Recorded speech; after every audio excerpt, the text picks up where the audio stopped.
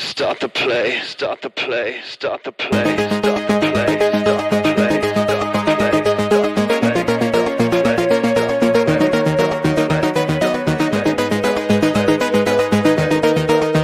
start the play, start the play, start the play, start the play, synthesize me, make me your love and hate machine. I can serve you better. Start to chill. Emotions skin. Till I'm no longer forced to keep my vital functions. Synthesize me and drape us. I need to start again. I need to make a difference. All unguarded, all without the will to play along. The numbers, dear child feelers. I'm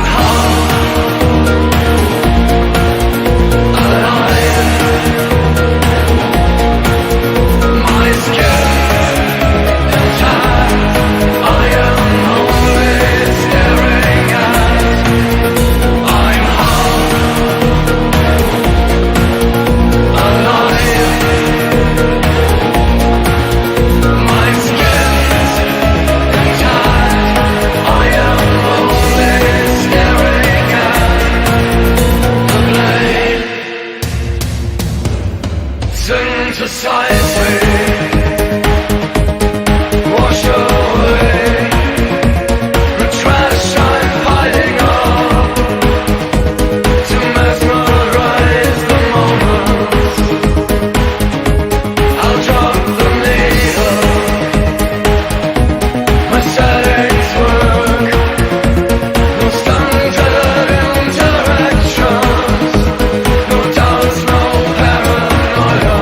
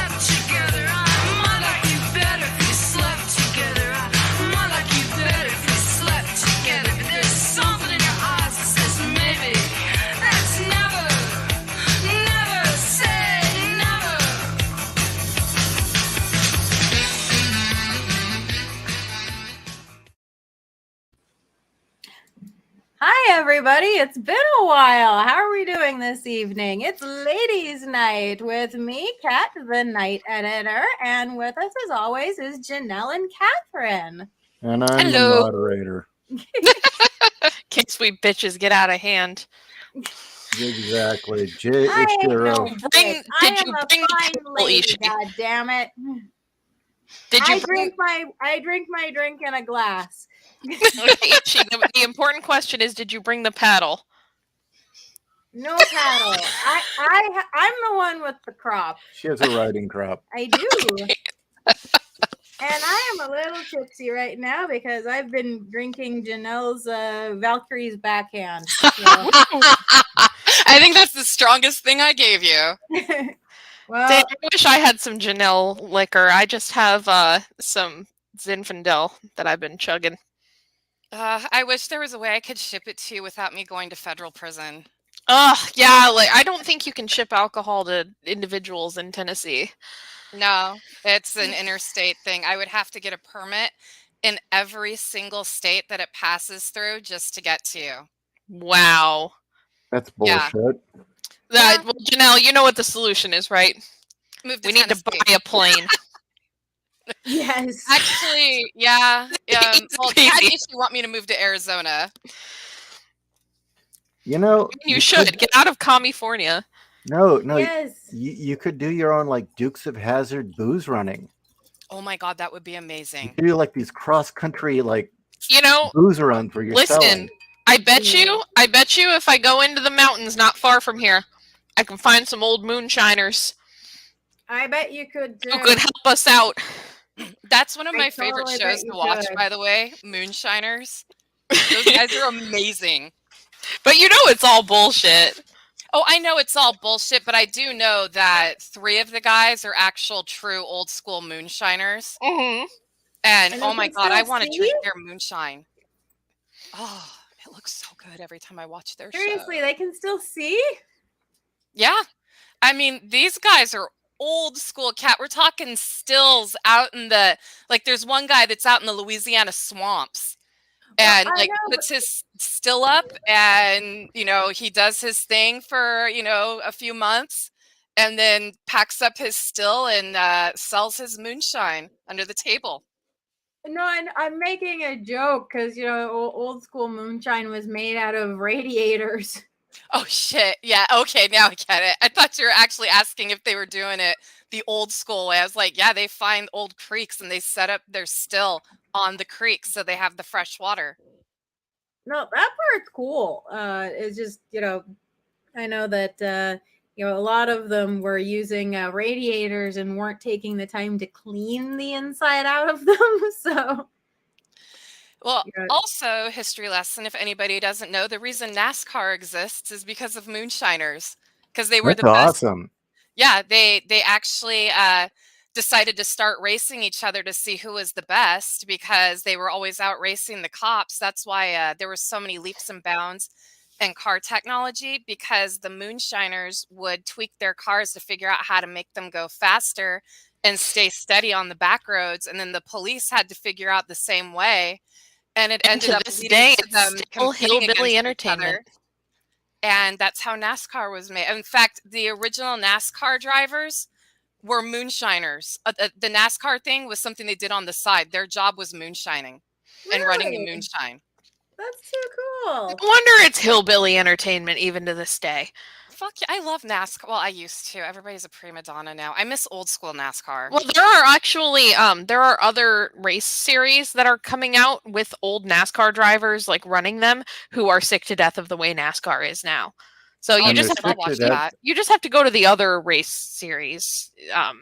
Series is, I don't know how you say that. If you find them, Catherine, send me a link because I really like watching racing. Like I mostly just stick to Formula One now because those guys were already divas to begin Wait, with. So wait. I got Probably something knows for about you. some. oh, you've got Wait. something? All right.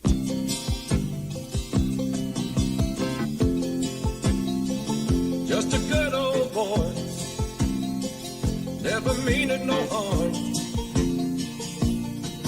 Beats all you never saw, been in trouble with the law since the day they was born. straightening the curves, flattening the hills. Someday the mountain might get 'em, but the law never will. Making their way. So there you go. Just for you, Janelle. I love Hey. that show. That was one of my favorite shows as a kid. I always loved the fact that Daisy Duke could kick ass wearing her Daisy Dukes and 3-inch stilettos and then drive away. We all did. Oh God, I love that show. I'm so just sad love that it's problematic even now. even to this day, like when kids younger than me don't even know who Daisy Duke is, they still know that name from the shorts. Which shows how much of an impact on the culture it had. Yeah. I remember going through photo albums and seeing my mom, fit as a fiddle in her Daisy Dukes. And I was like, holy shit. No wonder my dad didn't mind having a sugar mama. Oh, I don't know if everybody saw on Discord. I sent a picture to Kat. I got the physical copy of Buttsteak Deal today. And Steve and I went through all the images first, and we were laughing our asses off. Do I you did want to quickly turn the camera on and share it with everyone? I don't have a camera. I'm using the TV as my monitor because I don't have a proper monitor anymore. I know, because I wanted to, but I was quite pleased with the quality of it. I must say the AI that you used was a little bit more serious than last time, but I do think it's funny that Allison Joyrider, while she's holding her Captain Morgan's Long Island iced tea, doesn't have a hand. It's just on her wrist, just hanging out there. It's just chilling. It's a little more accurate this time, but also the inaccuracies are subtle, but once you see them, you cannot unsee All them. right. Well, yeah. And then there's that one picture with like the giant front butt. That was gross. Well, I will say specifically for the Buttsteak Deal, okay? The others, no, but for the Buttsteak Deal specifically, since we legitimately rewrote the story, I felt it was okay to go in and Photoshop the images to fit the story better. So that's why they're a bit better. Gotcha. Meanwhile, the other two stories are done just like the others. I didn't go through and clean them up. You haven't seen nothing till you see a kaiju's cum face. That's all I gotta say. Yes. The kaiju at the end. Okay, now I need to buy this. You need to. I'm telling you. Until I've seen this. buy the physical copy because there's more pictures in it. It's friggin' hysterical. Well, shit. You want me to do a quick run through on the InDesign file so people can kind of see what you're talking about? Sure. Yeah, sure. Let me I mean, don't spoil too much because there's some great pictures in there that I think people need to wait and actually buy the physical copy to see. Now, I'm going to repeat to the audience. I'm just going to say the front butt is disturbing. No, I forget what I was going to tell the audience. Oh, I remember what I was going to repeat to the audience.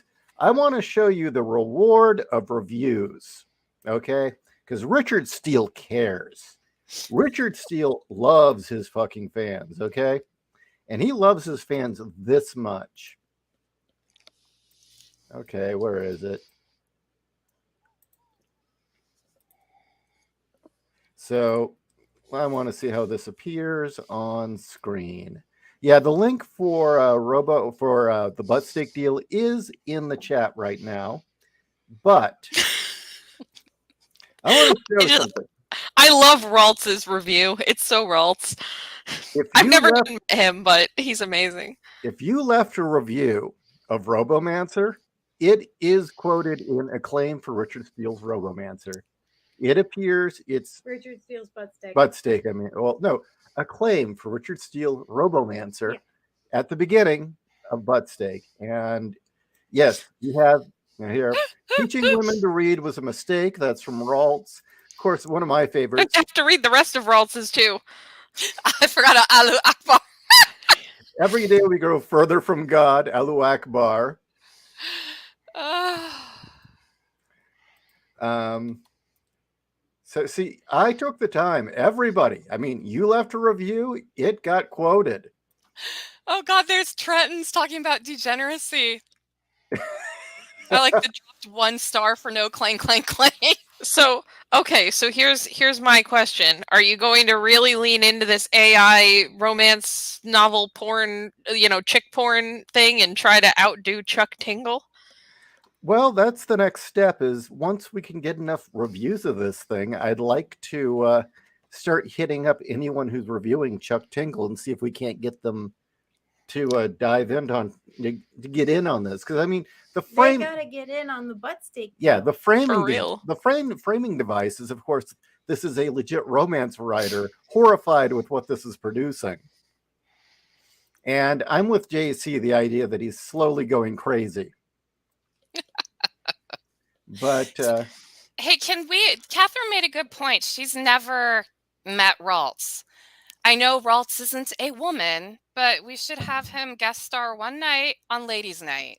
I wouldn't If mind he that. wants to. All he has to do is identify as a woman for the purposes of the stream. Raltz will never identify as a woman. he has too much self-respect. Yeah.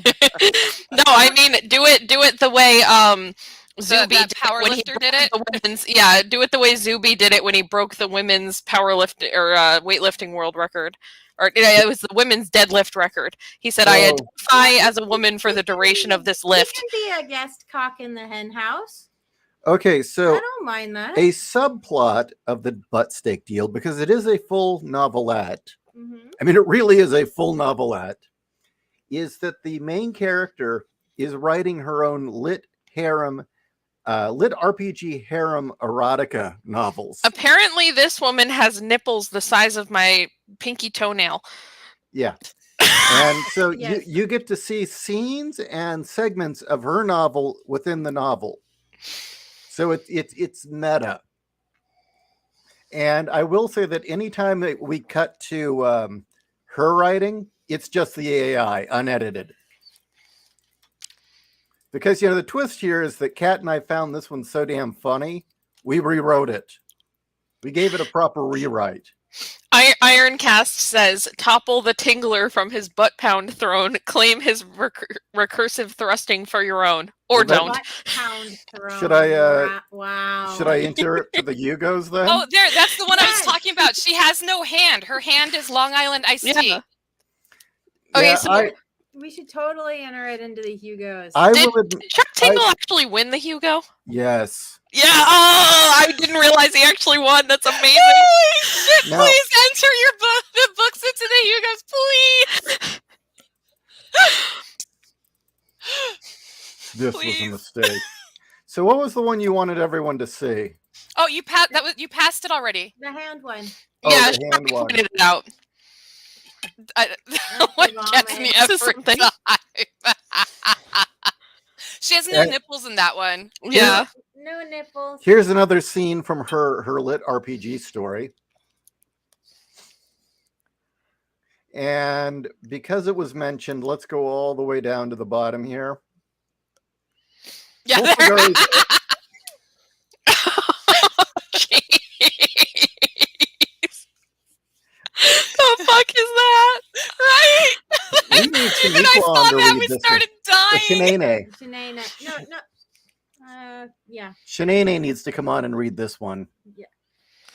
But she said, "Girl, oh no, I wasn't done yet. I was gonna read Oh. that. So yeah. I was gonna try to do my best impression of a ratchet." But she said, "Girl, I totally gonna marry Pulsagari." But Mama, he a killer kaiju, I'm- a monster and shit. He can't stay here in the hood. Yeah. Nah, we good now. Pulsagari, he gonna stay. Okay, hold on. Oh yeah, his Since hand you is can do fire.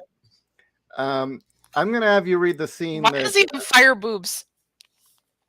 I have no idea.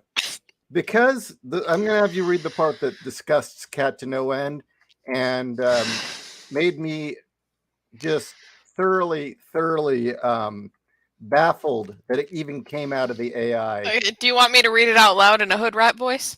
Sure. So I'm like, oh shit, my mama be fucking my man and making me watch. That's so nasty, it can't be real. So I get my phone and I start recording, thinking I get this shit on World Star and I be famous. But I drop my phone because Full Cigar is screaming so loud the windows break. Motherfucker was about to bust a nut. And mama be screaming too. She yelling, do it right now. Do it, you dirty old bastard. Dang! Wow. She barely standing up straight, but it ain't over. Oh no. It's the back and salad. She's so nasty. She even made him shit on her face before she picked him up from the inside out. Like, holy Lord God in heaven. My mama's covered in I can't see the bottom part. Full Cigar and shit. So yeah, that's one of the bonus stories. Wow. Oh my god, I love that every time impressed. I read it. It's so You know wrong. what? You are a better woman than I. I could not do those words. I know a lot of Southern black women. You know that must be it, because I've known enough ghetto black women, and it's like I could not speak any of this. It The Southern ones have a particular way of talking. And it's like if you have like a Southern white lady impression, you can easily transition it into a Southern black lady impression. Hey, Wolf says you need to keep going. I can't oh my god, Janelle, I'm gonna die of laughter if I do. Well, see, that's not part. See, that was one of the bonus stories. There's 2 bonus stories included in the Buttsteak deal. Okay, Wolf, I identify as black for the purposes of this reading. And one was I literally put in a lit RPG harem description, book description in, and the story is oh, I don't even know where to go with it. And then the other one was that I'd put in, one was, oh God, what was it called? What, Frank's Way? Oh, no. The other one was based on Claimed by the Kaiju by Lizzie Beckwin. That's an actual book. I put in her back of the book description as the prompt. And the only thing I did was change the character's name to Shaniqua, and that's what came out. Holy shit! The AI is racist. And it just knew to put it all in Ebonics. I don't know how it knew Ebonics. You know, there were Ebonics translators before. Good point. Well, that is true. That is very true. Little Karibo put the first episode of Yu-Gi-Oh! Abridged into an Ebonics translator and read it out loud at a convention. That's fucking amazing. And then somebody actually put it to the episode. Card games on motorcycles, y'all. Yep. Yes. Okay, so yeah, I like Anita Blake Vampire Humper. That's hilarious. Because that's very true. Yeah, well, so I smoked a pack with my dad last week when he was visiting, and we were drinking and smoking cigarettes, and so now every time I laugh, I start smoker coughing because I hadn't smoked in a while. So, well, I still got the standing agreement that Fiona and I are going to run a Anita Blake story through the AI and then have at it. When are you guys going to do that episode? I need to know. We should do that live. Yeah, that would be good. We should totally do that live. But it cannot be one of the first 3 books because the first 3 books are actually decent. I'm not saying that they're good. They're just decent. Oh, I think actually Fiona is recommended the worst one. The 7th one? Yeah. It was the 7th book. Yeah, because I think that the 7th one is when she started turning into a succubus. Because the 5th book was the last one that I read that just devolved into absolute total porn. And it's like, nah, I can't do this anymore. Okay. I have to be completely frank. I read the 5th book first because it was handed to me by my stepmother. And as a young girl in freshman year in high school, with Funny Feelings down there. I was like, I like the vampire stuff. The sex stuff, I don't know if I like it or not, but it makes funny feelings happen. So that's what caused me to seek out the rest of the series years later. And then when I tried to revisit book 5, I'm like, no, this is too stupid. I can't do this.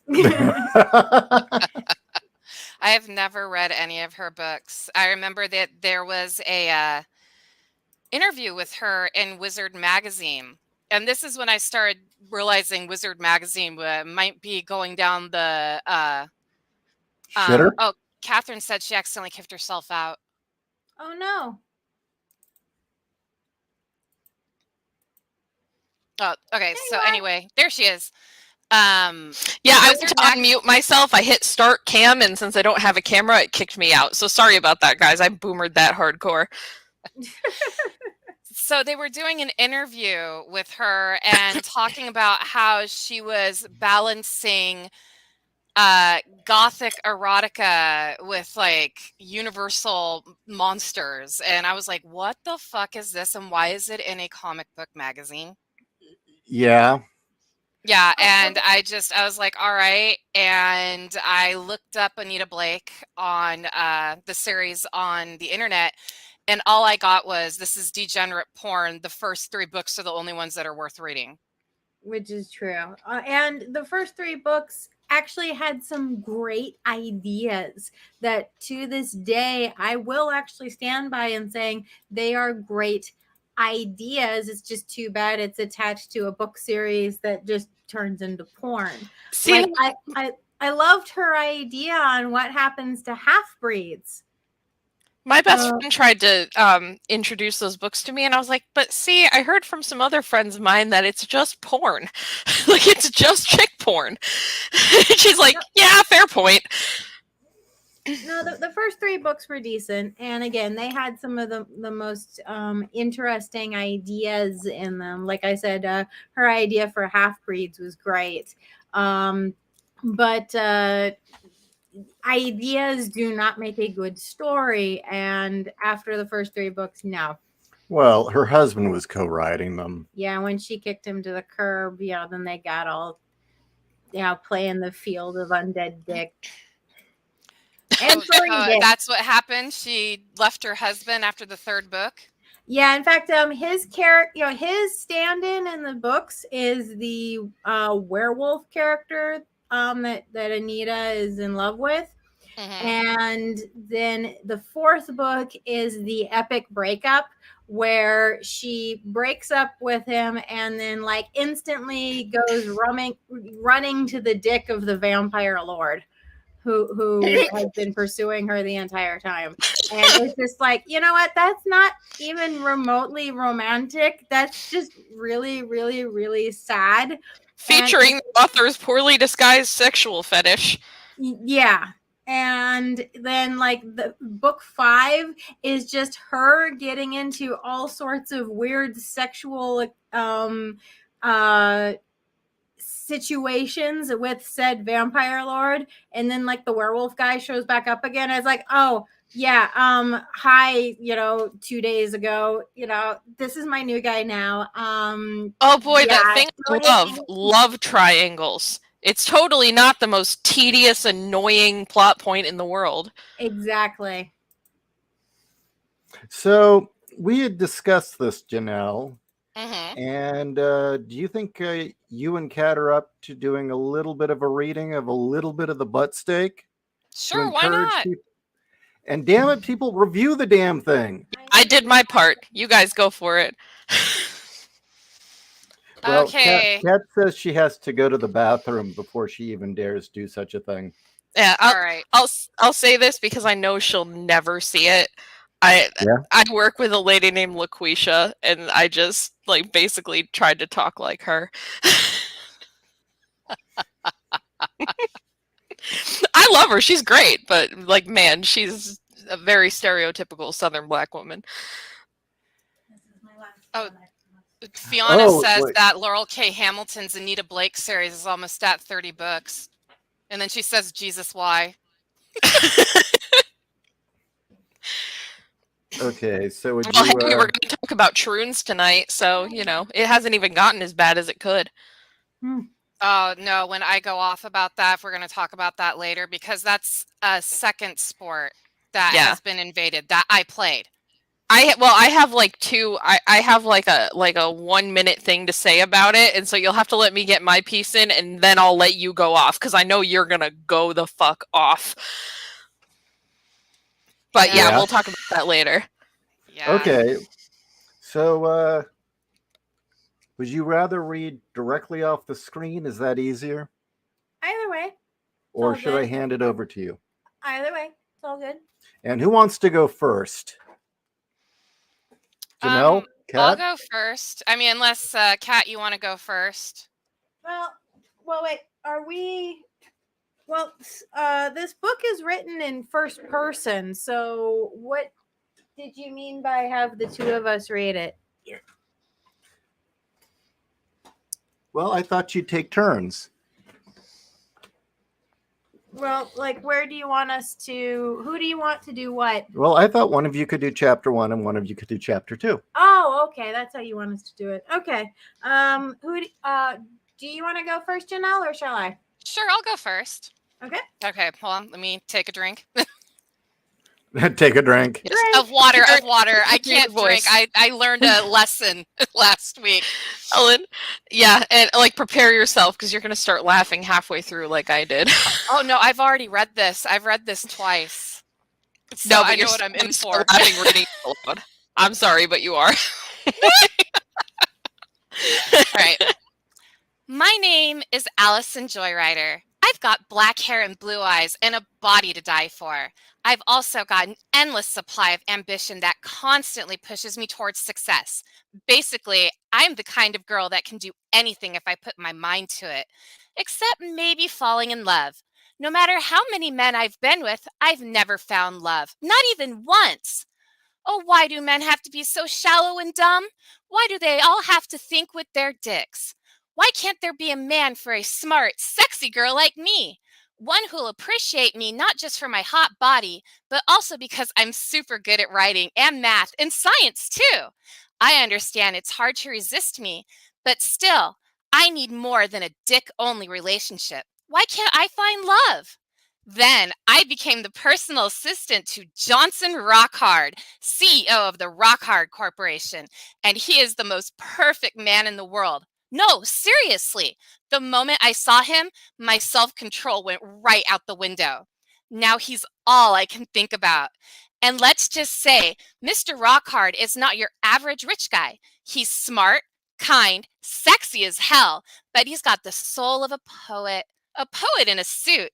He's so romantic, and he's got a big dick. Yeah, I know, so hot. And I can't read anymore. Okay, he's hung, and I need the next page. All right. Like a tyrannosaurus made of diamonds. Like his penis is so enormous, it makes all the other dicks look like they're not even worth taking off their socks. You should see his ass, too. Yowza! Also, Mr. Rockhard has an ego as big as his dick and a penchant for breaking the rules. I don't have to tell you, he drives me crazy with his lust. Too bad he's also got a thing for blonde bombshells who will drop their panties the moment he pulls out his big, thick wallet. I'm not a blonde, but I am a bombshell. My boobs would make a porn star jealous, and my ass is the sweetest ass a man could ever want. So yeah, I've been trying to make Rockhard fall in love with me since we first met. And I have to stop because my kid just came around the corner, looked at me, and turned around and went away. Okay, so do we have to wait? I just cracked up laughing, Janelle. You did a great job. I'm laughing because I think I just scarred my child. I kind of have a funny story that I was going to tell you guys about in our group text, but actually, since I'm a little drunk, I'll tell you right here. I had a moment, and you would appreciate this. I went and got a massage last week for my birthday. And like as I was getting up from the table, there was like, because you're naked when you get it. As I'm getting up from the table, there's like a mirror up on the wall, and I'm like, I like get up on my knees and I see like my torso, and I'm like, God damn, I got a great set of tits. awesome. Just Okay, when you have that moment of like, yeah, those look awesome right now. All right, I'm safe to read. Okay, so I might regret okay. saying that when I'm Start sober. with his dick's like a Tyrannosaurus made of diamonds. Wait, I already did that one. My boobs would make a porn star jealous. My I boobs think would make a porn star jealous. Can I just say, ow. right. Thinking like this doesn't make me hot and bothered. This makes me go, ow. That makes my vagina like pucker up and go no, no, No, no, it no, was no, just, no, it was no. just the fact that the AI thought that that was a great description of Yeah. a big dick. All A of my Tyranno- pelvic floor muscles are tensing. Like, do not let that thing near me. the computer thought a good description of a big dick was like a Tyrannosaurus made of diamond. Mm-mm.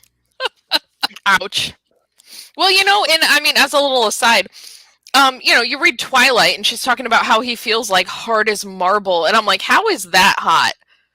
Like that sounds terrible. That Like sounds a cold guy whose body feels like a rock. Like half of what's good about like intimacy is like the warmth and the softness of the other person's skin. It's just like, how the fuck is that hot? Like, Stephanie Meyer is a married woman with multiple children. How the fuck does she? I don't get it. I think she was trying to like do some weird metaphor about the grave, and him. Yeah, and marble is equated to the marble headstones, but Yeah, or she bypassed that and went into the not sexy category. or it's like tied into some like Mormon lore. Because I read this whole thing where apparently she has a lot of like subtext in those books where she might not even realize she's doing it, but there's a lot of like stuff that ties in with her Mormon religion. So maybe that's part of it. I don't know. Okay, so you want to pick up Janelle? Yeah. All right. So yeah, I've been trying to make Rock Hard fall in love with me since we first met. And guess what? My name is Allison Joyrider. Have I mentioned that already? I tend to forget things. That's because my brain often makes decisions without me. I'm the kind of girl who gets caught up in the moment. Like when I was at the beach and I got so drunk that I took off my bikini top. Or when I got high on cocaine and started licking the mirror in the company bathroom. I still tried my best to keep my wits about me. Anyway, back to my story. When Johnson and his secretary, the infamous Allison Joyrider, find themselves embroiled in an intergalactic war, Johnson has to rely on 5 gorgeous women who team up and satisfy his insatiable sexual appetite and allow him to attain his final form. Once his power level is over 9,000, Johnson and his bevy of warrior beauties will be able to defeat any enemy that stands in their way, especially the ancient cult of Ra, a race of lizard alien Egyptians from outer space. And when they find themselves in hot water with King Cobra and a vindictive scientist bent on enslaving the human race, whoa, everything just went big. Oh, are you reading off the screen? Yes, I don't Oh, know. I'm sorry. No, my book is on the bookshelf right now, but I can run and go get it.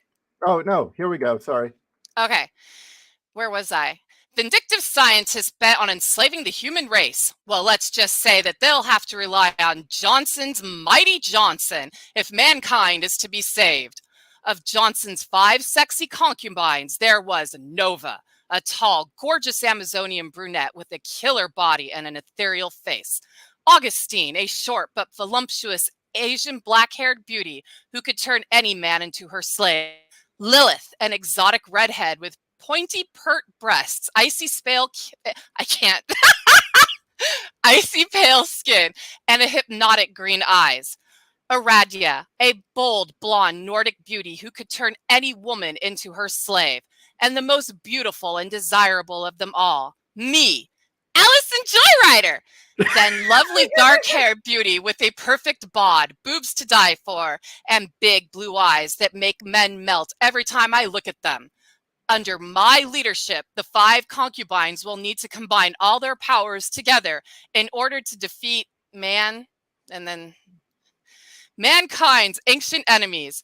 After all, it's not going to be easy to save the world when you're stuck in bed all day with your pants around your ankles. With the help of their master, Johnson Rockhard, they will have to do whatever it takes to save Earth from King Cobra and his evil minions. Okay, I need to take a break. You want me to go? Yeah, do you mind? Actually, while No, you're doing no, that, no I'm going to problem. actually go get my book. Okay. So go ahead and start, and I'll be right back. Allison, I looked up from my computer and saw Mr. Rockhart standing over me. Hi, Mr. Rockhart. How are you doing today? I tried to sound professional as possible. I quickly closed my document and switched over to something more work appropriate. The last thing I wanted was for the boss to see that I'd been using office time to work on my romance novel. Sorry to interrupt. You look very busy, he said. But if you could have that Buttsteak document to me by the end of the day, that would be great. Oh, that's great. I was just working on the second chapter, I replied, trying hard to hide my excitement. Second chapter? He cocked an eyebrow, looking at me oddly. What are you talking about? The document shouldn't be more than a page or two. Oh, I can't lie to you. I could feel my cheeks turning red. I was just working on a little something I call my romance novel. It's about this rich guy who falls in love with a poor girl, and then they fight lizard aliens from outer space. He burst into laughter. Wow, Allison, that's a good one. You really had me there believing you for a second, he said, still laughing. But get that Buttsteak document to me ASAP, okay? I need them for my trip. Oh, yes, your trip to Vegas. I would never forget that, I replied, feeling those sexy dark eyes of his on me.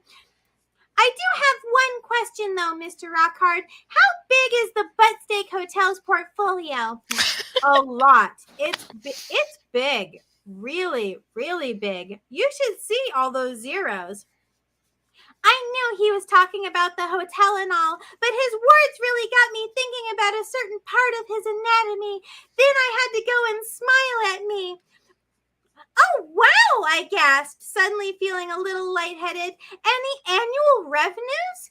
What about them? They're not just big. They're positively girthy and still growing larger, he said. In fact, becoming the biggest player on the whole Vegas Strip, a real powerhouse. Oh my God! Now my panties were totally damp, but I needed to stay cool, so I tried to say something. Professional. I bet it'll be even bigger next year, I gushed. Look at this dude's physique. That's ridiculous. He looks like he's got titties. He does. Yes. He totally does. Oh, man. Current projections show the stocks will hit the moon, splitting the market wide open. I'll tell you, this prospect has just been begging for it, he said, his voice sounding like he was in seventh heaven. In fact, it'll grow so big in the last year, it's become too overwhelming for the current manager to handle. It's just too much for her alone, I guess. Oh my God, I just have to see it, I squealed. My heart was pounding in my chest, and my heart I thought might pass out. I'd do anything for that. Wow, I didn't realize you had taken such an interest in the Buttsteak deal, he said in surprise. Well, are you sure you can handle it? Those words sent shivers down my spine. Yes, I couldn't help but respond enthusiastically. I can take it. I know how hard I can work it. Okay, then, Mr. Rockhart said with a grin. Pack your bags because you'll be coming with me on this trip. We'll be flying out tomorrow morning. Oh, I'll come for sure, I said excitedly. I'd be happy to come with you wherever you go. Good, he said with a sigh of relief, patting me on the back like a kindly uncle who had just... Sorry, I keep slipping back and forth out of the voice. I'm sorry. Like a kindly uncle who had just given his favorite niece a big present. He paused for a moment and then You think said... about your uncle when you're turned on? Ew. Yeah.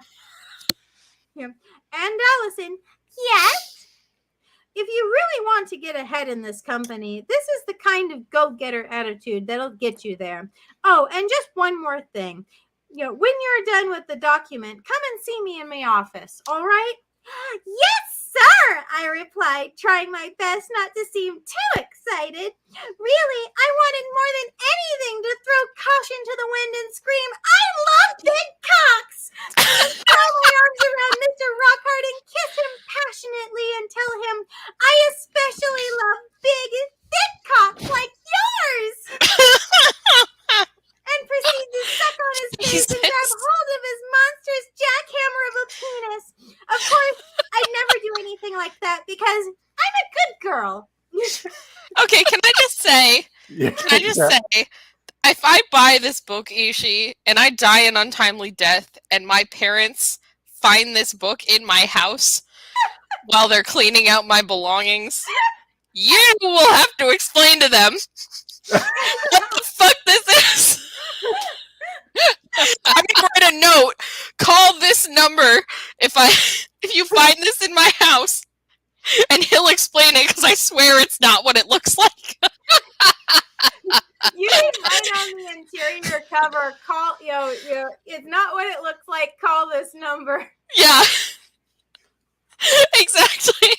No, I swear it's supposed to be funny. I'm going to write a disclaimer on the inside cover in case anyone finds this book upon my untimely death. It's like people finding your sex doll or your porn collection.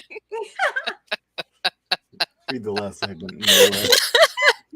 I'm sorry, I'm reminded of that scene in Archer where he finds his mom's dildo and it goes off and it can't set it off. Yeah, not a bumblebee, is it?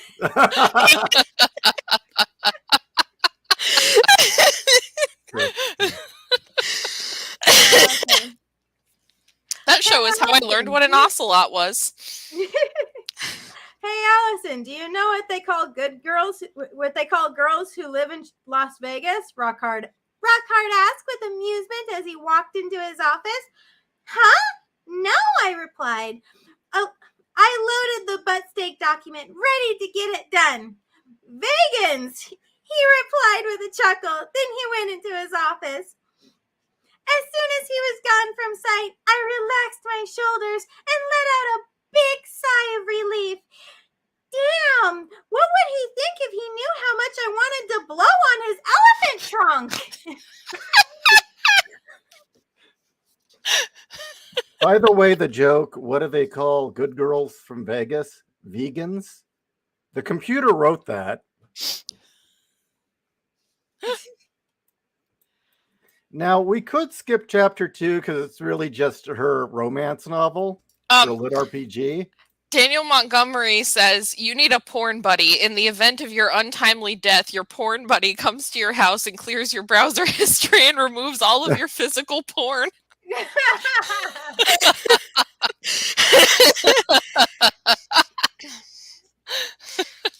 All right, so we on chapter 3? So, yeah, do we dare read chapter 3? I don't know. Do we want to yell about trannies or do we want to read more porn? I want to read more porn right now. Okay, this is fucking we can funny. talk about trannies next week. Okay. All right, I will do chapter 3 until my voice says no. Okay. Oh, hi, honey. If you need me to tag in, let me know. When Mr. Rockhart and I stepped off the plane in Vegas, I was dressed to impress. I was wearing my best ass-hugging jeans and a super tight top that totally showed off my ample cleavage, and on my feet were pink stripper heels. I even put on makeup for the occasion. For me, it's all about the mascara. I had a ton of it on, along with glittery pink eyeshadow for that extra oomph. The effect was more than a little hot. Mr. Rockhart eyed me as we strolled through the airport. With every step, my big breast bounced wildly. I was jiggling like crazy. I bounced so much that I had to keep stopping and waiting for my tits to settle down. It was kind of funny, but I didn't really care. I just liked making Mr. Rockhart notice me, and he sure did. His gaze followed every bounce. He was staring at me like he was imagining clowns having sex with each other. Isn't that cute? When I caught him looking, he glanced away awkwardly, like he'd been caught doing something naughty. You certainly look nice today, Allison, Mr. Rockhart said in his usual charming voice. I think your top is 2 sizes too small, though. If you don't mind my saying so, it looks like you're having trouble keeping the girls from escaping. That's very observant, Mr. Rockhard, I replied, giving him a wink. Then I batted my lashes and gave him a sly grin. Maybe you can help me get them under control. I know what you're thinking, he said, becoming stern with me. But we're here on business, and I want you to remember that. I'm not thinking anything, I said with a laugh. That's because my brain often makes decisions without me. We should go straight to our hotel, Mr. Rockhart continued. When we stepped outside into the sweltering desert heat, I couldn't believe how hot it was. Like over 80 degrees. Wow, it's really hot out here. Number one, 80 is hot. I just got to pause. Really? Okay, listen. Really? Okay, It from gets those up of to us, 120 here in Southern California sometimes, and it gets even worse in Arizona. Janelle, I'm from the Northeast. That's fucking hot. All right. Like that just boggles me. Now here Okay, in but Mesa. There is a difference. There is a regional difference. Like, okay, I live in the South now, and it'll be like 45 degrees out, and people will be like, "Oh, it's cold." I'm like, "What are you talking about? This is a beautiful spring day." Okay, since I'm in the Southwest, yeah. It's probably like the 50-degree day in where on the East Coast a 50-degree day is like It's in a tank top. yeah Legit. where- When it's 50 degrees, everyone's like, "Winter's over!" And we all put on shorts and tank tops and party like it's summer. Where here I'm still in my heavy coat. I still got Right. the winter sheets on the bed. Yeah. Exactly. So that it really is a regional difference. But when It really is. degrees, Like I'm like, oh, it's hot. it got up to 92 here today, and I was like, "Fuck yeah, man! Winter's over." Yeah. I mean, July and August in Tennessee was something I was like not ready for when I moved here. But thank God every house has central air, because it gets to be like 100, and it'll be like 90 to 100 every day for like 2 months in the summer. And I'm like, well, good thing we all got central air. All right. I also want to point out that Mr. Rockhard in this picture is cross-eyed. Okay. Yeah. And he's also like his chest is smaller now. Yeah. He looks a little bit more normal. Yeah, he doesn't have big ass titties anymore. You sure he wasn't drawn by Rob Liefeld? No, he has feet. He kind of looks like Ichigo's dad from Bleach, but swole. Wait, before I continue reading, speaking of Liefeld, so Liefeld just did a Deadpool Captain America cover for a crossover for Marvel, and he purposely drew, I swear he did this on purpose. He drew Captain America, and it looks like now he has no pectorals, and the armor's kind of hanging off him funky, and I swear he did that on purpose. Yeah, he's as an messing with Easter you. egg for when he drew Captain America with big old titties. With giant, yeah. No, he's like, oh, you guys didn't like the chest I drew before? Well, how about this one? Huh? Well, he apologized for that and said, "Look, I was drunk." Oh yeah, you know what? I could see him doing that shit face and then turning He it in. said that he said that he had been taking every job they'd been giving him, and they'd been giving him tons of work, and he wasn't going to say no. And he said it was 2 a.m. and he was drunk, and he said, who cares? They'll take it." And they did. And they did. Fair enough. And they did. I love Rob Liefeld. I used to hate that guy, and now he's one of my favorite artists. I Just love because he him. just marches perfect. to his own drum. He doesn't I care. have come to respect him because he knows what he is, and the thing is he can draw when he wants to, and he owns his mistakes. And the fact that he owns his mistakes, it's like, okay, sir, you've earned my respect. Well, and he's got a hell of a life story too. It's true. Yeah, that's what's really sad. He's actually became good friends with Eazy-E, and they were getting ready to do a comic together, and then Eazy-E died. Yeah, That really got to him. All right, back on track. Wow, it's really hot out here. How very perceptive of you, Mr. Rockhard replied sarcastically as we walked past slot machines lined up in a neat row on the sidewalk. Negging, so hot. Wow, it says come me this way. I've got a car waiting for us. See? Oh, well, there's a typo to fix. Where? Halfway down. How very perceptive of you. Mr. Rockhard replied sarcastically Come as we me walked this past. way. That come me this Oh, way. yeah. I've got a So car you- waiting for us. You want to say Come on come me with this way. me. I would say I would just cut out the this way and say come with me. Yeah, come me this way. Come yeah, with me. just Okay. there you go. Perfect. Okay. I'll upload this tonight so the Sweet. typos are gone. I got one of the misprints. I Yeah. have a legendary book now. There you It's going to be go. worth a lot of money, guys. Yeah. Okay, carry on. Okay. Come with me this way. I've got a car waiting for us.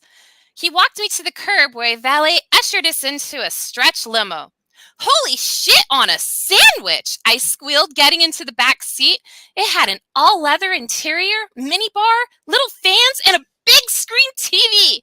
And the seats even had butt massagers in the cushions. I didn't even know those existed. Wow! It's like our own private party bus. Mr. Rockhard chuckled and grabbed a big bottle of Fiji water from the fridge and asked if I wanted one. That would be lovely, but I stopped and thought about it. Hey, I've never drank anything from a limo minibar before. I should make the most of it. I reached for a bottle of Captain Morgan's Long Island iced tea and uncapped it. Ah, yeah, now we're talking. Here's to you, Really Mr. exist? Rockhard. I raised the bottle, then took a swig. You so like here's that? my question. Does that Yeah. actually exist, or did the AI make that up? Captain Morgan Long Island iced tea? The AI made it up. I think it does exist, but yeah, the AI inserted it. Holy shit. Just curious. You like that? Mr. Rockhard asked. Yeah, I love it. I'll also take it with vodka. And sometimes when I cry myself to sleep at night, I'll mix it with whiskey and bourbon and bottles of my cat's pee. Oh my God, I forgot about that. Well, okay, so I know the AI made up a bunch of that because, first of all, there's always vodka in a Long Island iced tea. And also, what do you need to mix a Long Island iced tea with? Okay. My friend calls it woman's bane because there's so much alcohol in it. You know, anytime a woman drinks it, she has just one and loses her shit.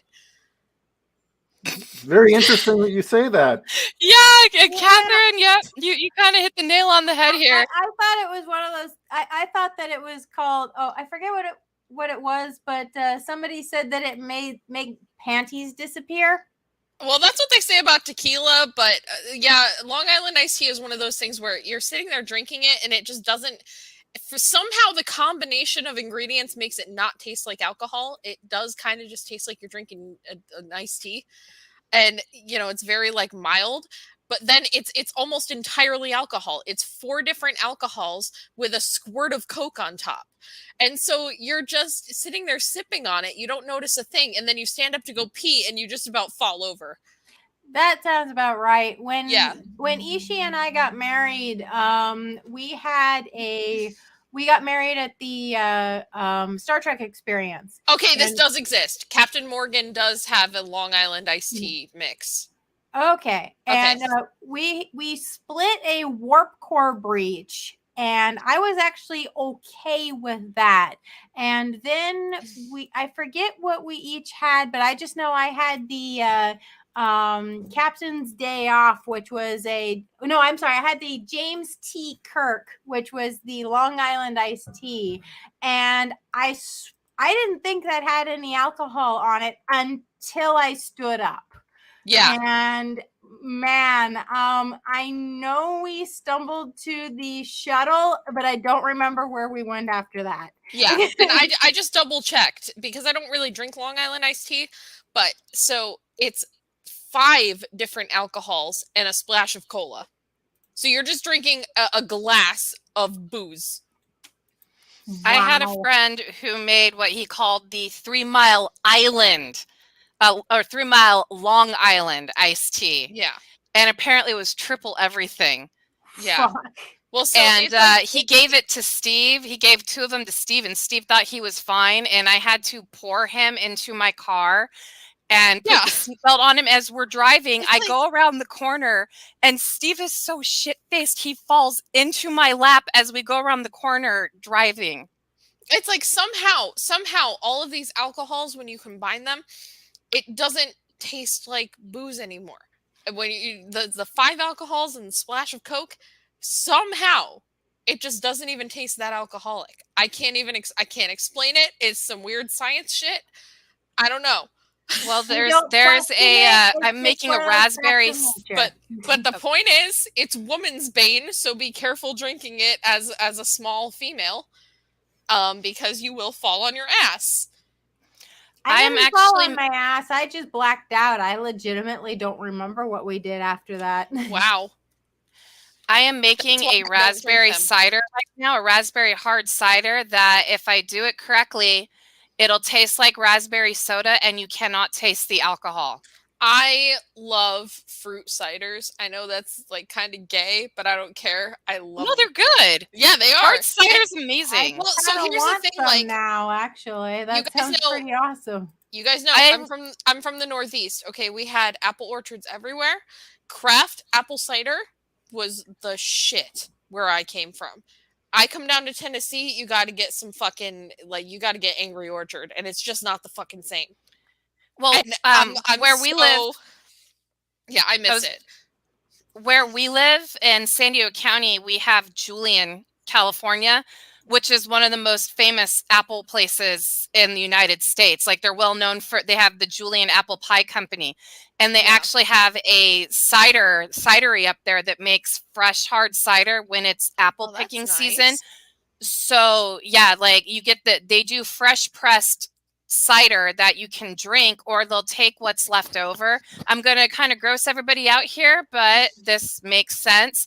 All the apples that fall on the ground or are kind of rotten on the vine, that's what you use to make hard cider because Well, they've yeah, you already ferment it. fermented on the inside. Yeah. No, that Yeah, makes 'cause complete you don't sense. want to waste that. No, absolutely. You use what you have. And actually, so here I've like the only craft, quote unquote craft cider you can get around here is Bold Rock. I hesitate to even call it craft, but I guess it's made in the mountains of the Carolinas somewhere. But there's like no craft cider here. That's one thing I miss about back home. But there is a peach cider that I got with Georgia peaches. Anything It peach. was, I know, you told me. I told Janelle I would make her a peaches and cream cake because I'm a hella good baker. I told her I would make her peaches and cream cake if she ever came to visit me. Well, hell we've in been there because you're a planning to California come to girl. the South Mm. one of these days because Yeah, it's the buzz South and the just off of Midwest your because we have a breath. friend that lives in Indiana. So we want to do Indiana and come like all the way down. So I would have to hit you up on our way down. Yeah, no, if you go to East Tennessee, there's a lot of cool stuff. People love to hit up like Gatlinburg and Pigeon Forge. So if you want to hit those up, let me know. Janelle, Mm-hmm. Kat's had 2 glasses of your Valkyrie's backhand. Yeah, is she okay? Yeah, I'm great. She's horny as hell and keeps macking on me, and I think I'm getting actually tipsy off of her breath. she goes, yeah, I'm great. Oh, you know what? I will say Valkyrie's backhand has a really good way of causing you to take your clothes off and want to go play with your significant other in bed. Yeah, Now, did you make that name up? I just wish it wasn't that time of the month because otherwise I'd totally be doing Oh that. no! Okay, Kat, I will save losing you it a right bottle, and when our friends come out for Comic Con, I will send another 6-pack of goodies out for you and Ishi. Oh, In fact, I fuck. even brewed something that's 5.5% just for Ishi. Oh, perfect. Perfect. So yeah, I'll Nice. send out another 6-pack of goodies. Yay. Okay, Valkyrie's, the reason I call it Valkyrie's backhand is I originally made it as a Viking's Blood clone, which is probably one of the best meads out there. That's just a great name, though. Like, I just didn't know if you came up with that or if that was like the recipe name. Well, I changed the recipe for myself, and my friends were going nuts over it. In fact, the people at Wasteland Weekend went batshit when I sent 2 gallons of it with my friends while they were playing Mad Max for 5 days. Wow. And they said that it's got a bigger kick than the Viking's Blood, but I also changed the recipe because I was like, well, I want to kind of make my own cherry mead. And my friends were Nice. like, name it something Nordic. And so I was like, how about Valkyrie's backhand? Because after you drink it, it backhands you onto your ass and it's stuck. Yeah, it's like getting slapped by a Valkyrie. Oh no, this is But a backhand, velvet so it's even cudgel. more disrespectful. This is totally a velvet cudgel. Dude, So, it's pouring rain here. I didn't realize it. My cat was like in the window, like pulling up on the shade in the window, and I'm like, "What?" And I opened the window, and it is pouring out right now. I So didn't shall realize. we hear what one Long Island iced tea does to Allison Joyrider? Yeah. Yeah. Okay, let me get back to it. Let's see. All right. Let's see what woman's bane does to this woman. Yeah, I love it. I'll also take it with vodka. Oh, wait, I already read that. I'll try to have that one sometime. He grinned. That sounds like fun. You know, this is a first for me. I pressed my face to the glass and watched the neon of the Vegas Strip go by. Usually, I have to rent a car and drive myself around, but today I'm sitting in a limo sipping high-priced rum, and it's all thanks to you, Mr. Rockhard. I took another hit off the bottle. No problem. Mr. Rockhard nodded. Just go easy on the alcohol, okay? Hey, I just thought of something. I laughed, gulping down more rum. This is the first time I've drank rum in a car and not had to worry about the cops. You're joking, right? Mr. Rockhard asked, shaking his head. No. Feeling ambitious, I chugged down roughly half the bottle, then tossed it on the floor. You know, Mr. Rockhard, you have such a great smile. I bet you could get a job modeling your lovely smile. No, really, your teeth, they're so straight and white. You could like sell your teeth to an orthodontist. And your gums and your molars. Oh my God, you must have a great dentist. Mr. Rockhard burst out laughing, and I couldn't help but laugh too. Sell my teeth to an orthodontist? I don't think that would work. But at least you're a funny drunk. I know! And I'm going to tell you a secret. I whispered, leaning forward. My dentist always tells me to floss more. Mr. Rockhard laughed even harder. Well, I'm sure there will be plenty of dental floss at the hotel. Oh no, I giggled. My dentist only told me to floss more because she's gay. She makes up excuses so she can floss my teeth. She's a lesbian. But I'm only into flossing men's teeth. You know, I've never fallen in love. You're drunk. So, I giggled, waving my hand in the air. Don't judge me. But seriously, I'm so glad you hired me. You're drunk, he said again. I put my hand on his knee and gave it a playful squeeze. No, really, you're the best boss a girl could ever ask for. And I like the way you smell, like vanilla. But it's not a perfume or a cologne. More like a birthday cake. I bet your skin tastes like vanilla and chocolate mixed together. I bet you're a great kisser and an even better lover. I bet that big wiener packs a real wallop. I bet it's the best dick ever. And you know what else? Allison, Captain Morgan rocks my world. I can see that. Rockhard frowned and slid my hand off his knee. But what about you? I asked. What do you like about me? He sat up in his chair and crossed his arms. This really isn't a good time to be asking. No, Mr. Rockhard, I need to explain myself. I sat up and puffed out my chest. My boobs bounced in front of his face.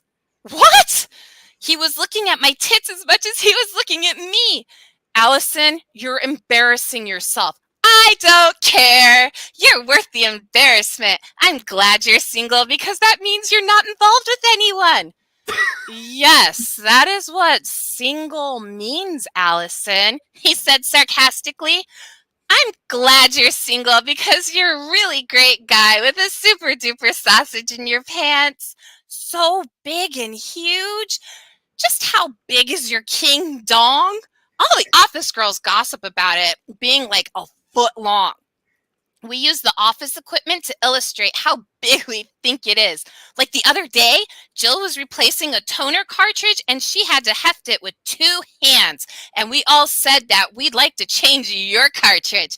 Plus, you know what I like best about you? Allison, he groaned and closed his eyes. Please just stop. You like me being drunk. I giggled like a little kid. Hey, I bet you really could go to town with a beef stick like yours. Like, if you're not careful, your monster could probably really fuck up some girls, and then you'd have to take them to the hospital. And they'd be all like, oh, it's just a flesh wound. And you'd say, look, you stupid bastard, you got no legs left. And she'd say, yes, I have. And you'd say, look. And she'd say, the Black Knight always triumphs. And then, like, I pushed my glasses up my nose as a goofy grin spread across my face. Rockhard was just watching me with this strange look on his face. He was quiet for a moment, and then he said, this was a mistake. I'm sorry. I apologized, trying to backpedal.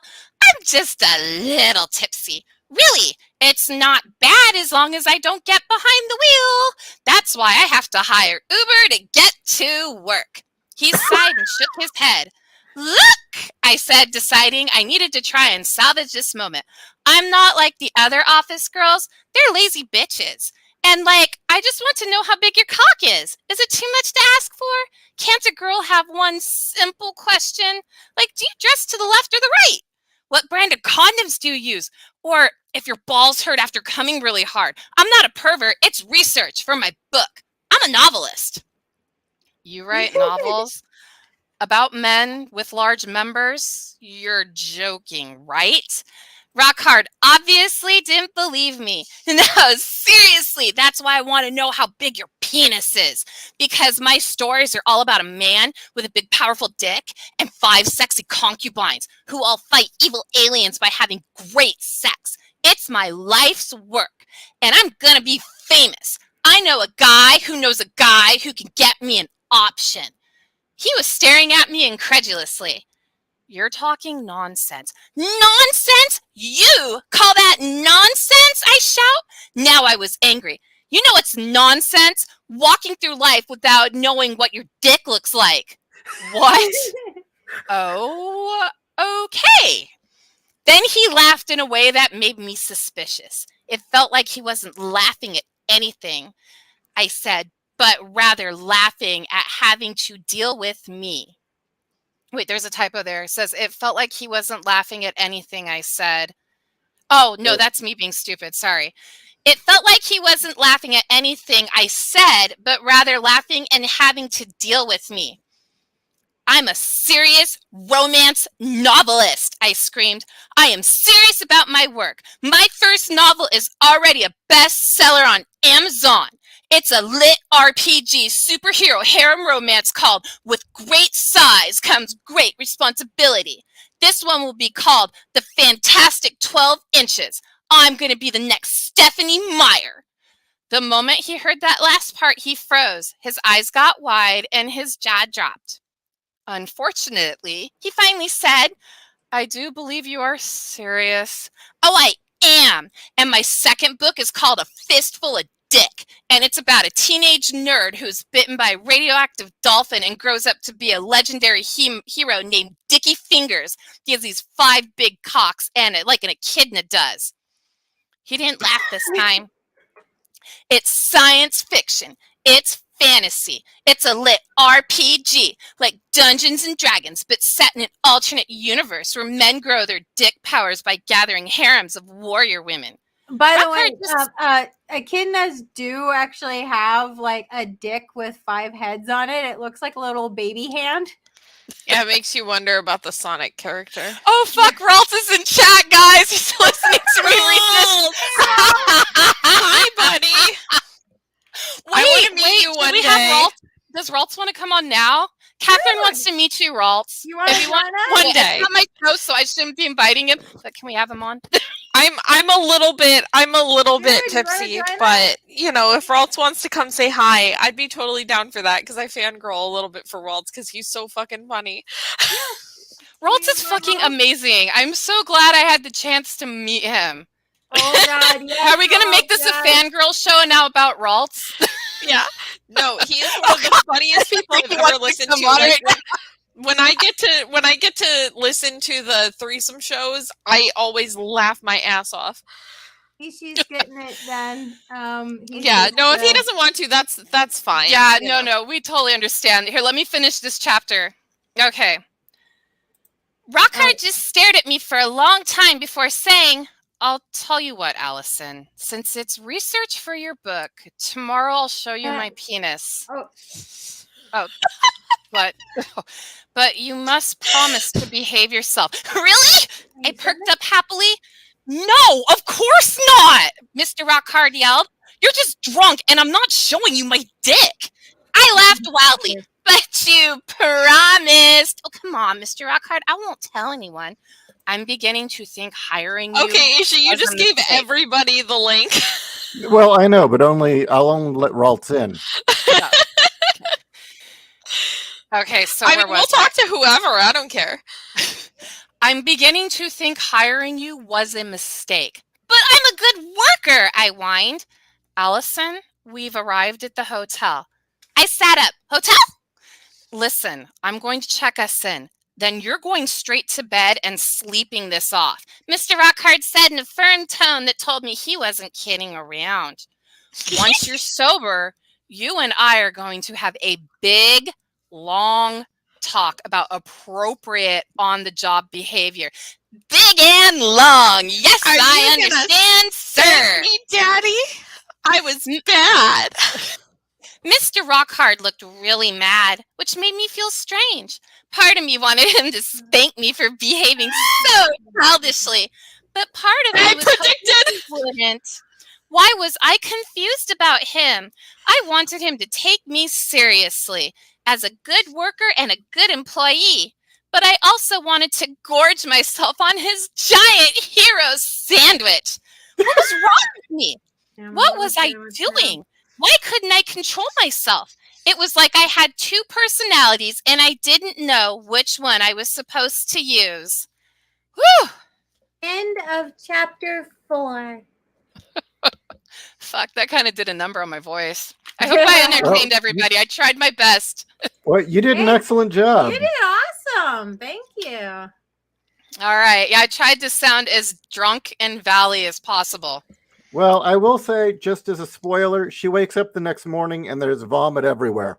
Oh, jeez. God, that's pretty unsexy.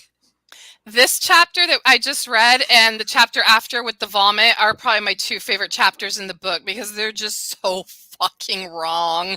The next morning, I woke up with a hangover. My head was pounding. My stomach ached. My mouth tasted like the floor of a public restroom. Then I realized I'd slept in my own puke. I smelled like a dead horse, and I hated it. So let me guess. This is the part where, like, he's kind of been like an aloof dick, but then he took care of her while she was too drunk and didn't take advantage. So you see his heart of gold, right? Pretty much, yeah. Pretty much. I knew it. And he brings her Starbucks. Oh, there's a Raltz. Hi, Raltz. Hi, Raltz. Hi, Raltz. I've been listening for like half an hour. Pleasure to meet you, buddy. I love listening to your shows with Janelle and Ishi and Kat, so I just wanted to say hello, and I think you are hilarious. Hello. Did we lose him? Yeah, no, I'm over here fangirling. Now I feel kind of awkward because he just like, There we go. disappeared. No. I had to come back in the house and turn off the YouTube sound so I could hear what was actually going on instead of this weird loop. Oh, yeah. Been there. Yeah. How you doing? Pretty good. Getting over a cold. That was fun to listen to. That was definitely different to listen to. I know. Like Janelle crushed it. I was like, I'll step in if you need it, but man, she did a great job reading that. Like, she didn't miss a beat. Thank you. That's the voice acting training kicking in. Dude, when I was doing the Ratchet voice, I broke like 4 times. So you win. Oh boy, that was just I don't know, where she talks about mixing vodka, whiskey, rum, and cat piss. I broke there. Yeah. yeah. Well, see, this is why I'm glad that Ishi fixed the thing where I accidentally doxed myself that one time, because I do not want anyone from my work finding out like the racist shit that I say. Ah,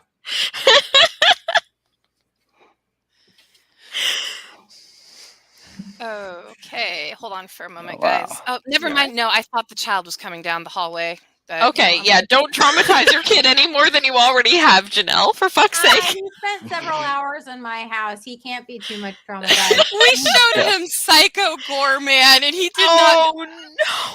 No. Okay, so he was really squicked out by the gore, but holy shit, he could not stop laughing at the movie, and he hated that girl so much. He wanted her to die. Oh man, I gotta get out to Arizona one day and visit you guys. Oh my god, you would have so much fun. Steve and I had a really good time hanging out. I'm gonna with look Kat into and flights, because I'm not going in the summer. I'm not going to Arizona in the summer, but in the fall, I'll look into it. It's not too bad in June, just July and August. I always remember was so shitty. I don't know, but that was just me. That reminds me, we gotta rediscuss June because my mom's coming out that month. So, Well, no, if your mom's coming out that month, then I can just come another time later in the year. I just don't want to wait till next spring break. okay. Well, Janelle, maybe fall break. Okay, yeah. Because maybe I can be there too, and we can all hang out. Okay, yeah. Well, I'll look into it. well, again, that was the abomination that Kat and I produced after the AI spat it out and we rewrote it. Yes. Yes. Doing it in bits and pieces on the weekend when we were bored. Yes. That was fun. Yes, people buy the physical copy. It's worth it. Like I said, there's extra pictures, extra story. Steve and I are going to probably read it tonight, tomorrow together. So how you doing, Waltz? You said that you were getting over a cold? Yeah, I caught a cold on Sunday, and I'm getting over it now. That's Normal stuff. So, Ishi waited Wednesday and Thursday for you to get a hold of me. It's been really bad. I'm sorry. Pull the eject lever. He's having a bad time. He pizzaed when he should have French fried. It's just he's having a bad time. I am.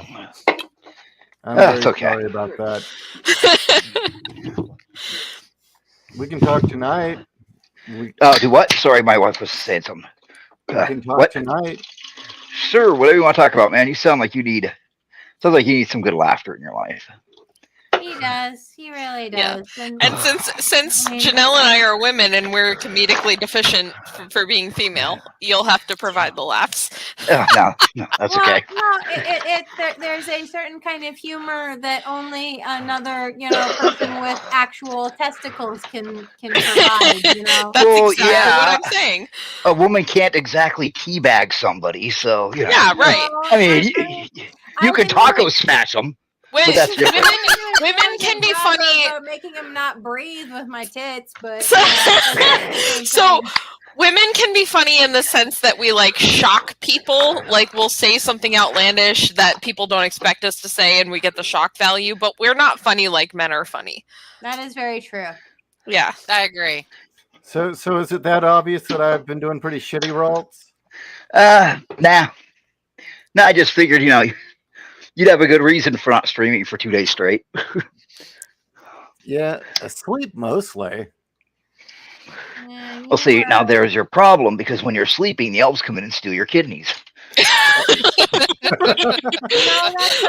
now I feel terrible because I called in sick today because I had vertigo and I pretty much slept all day. So now I'm wondering if I have both my kidneys. So Sounds like none of us are doing very good. I mean, the only reason why I'm actually like fit for company is I had 2 glasses of Janelle's alcohol. Otherwise, I'd probably be crying in the living room.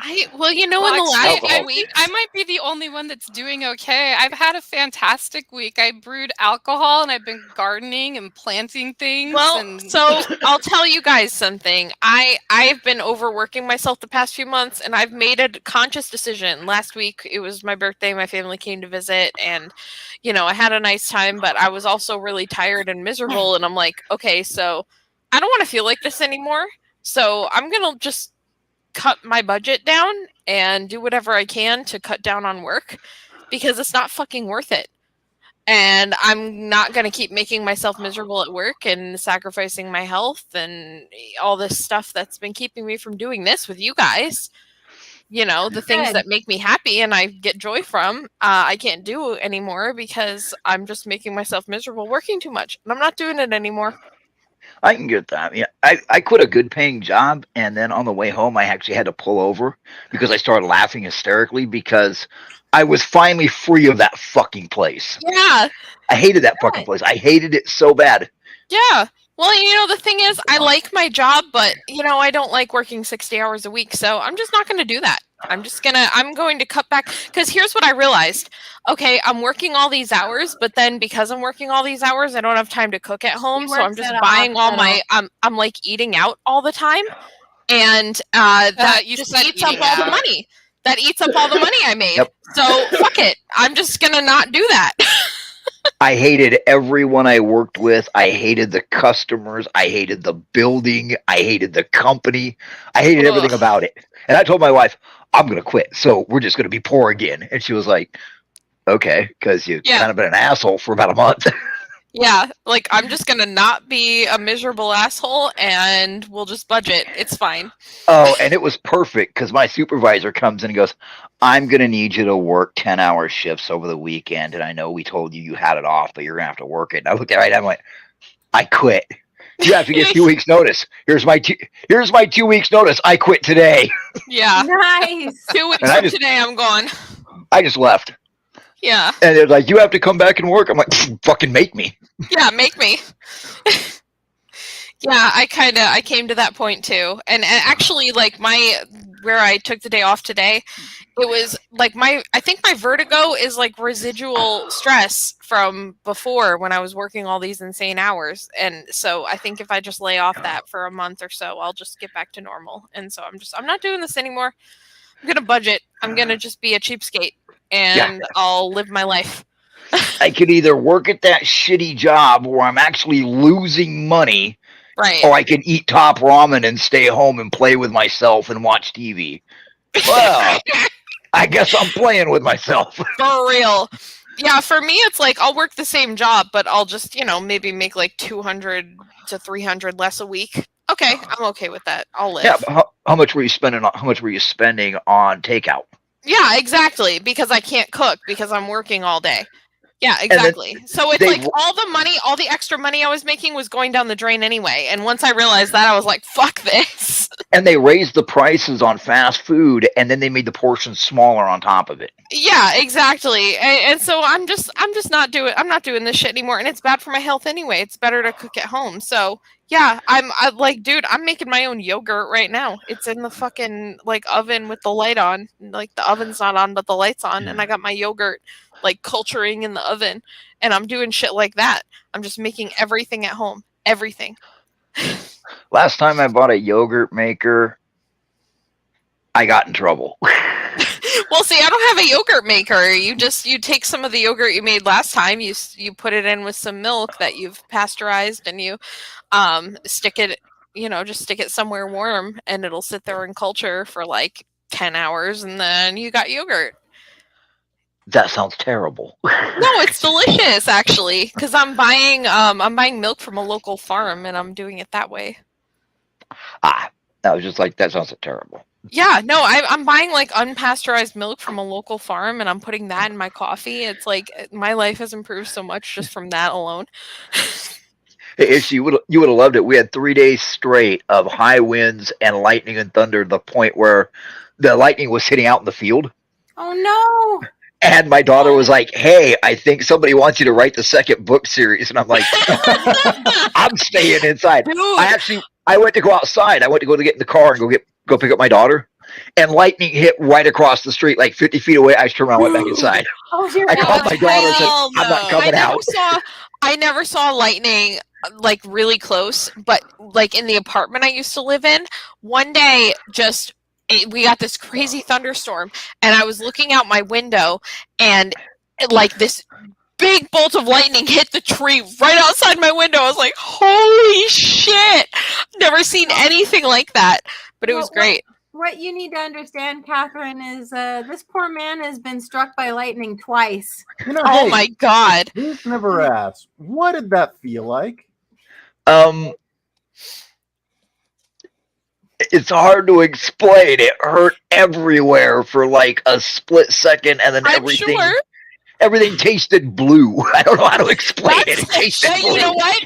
That is exactly how I imagined being struck by lightning would feel like. The best part is my vision's coming back, and my daughter yells, "Mom, Dad got hit by lightning in the house!" Like I did it on purpose. It's like, oh my God. Okay, so you're almost Daniel, 30. Don't snitch on me.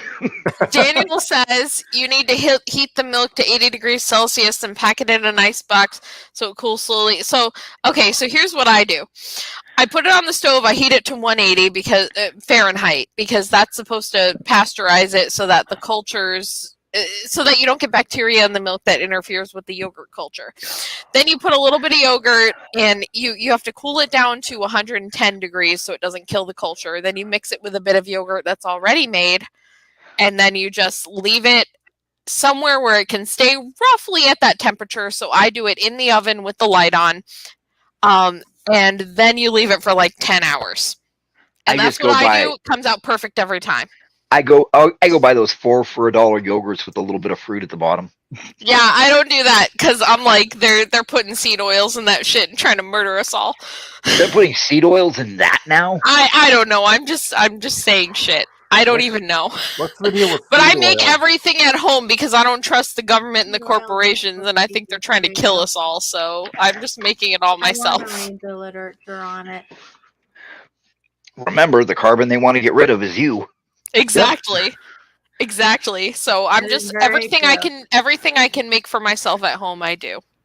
And everything I can buy from local farms who are also crazy conspiracy theorists like me, I buy from local farms who are also crazy conspiracy theorists like me. Conspiracy theories really don't seem to be crazy anymore, do they? No, they do not. I honestly say that ironically at this point. You call them conspiracy theories. I call them spoilers. Well, okay, so there's this clip from Kill Tony where there's this this comedian named Leonardo Joni, and she talks about like, yeah, I'm a conspiracy theorist. Is anyone else here a fan of the truth?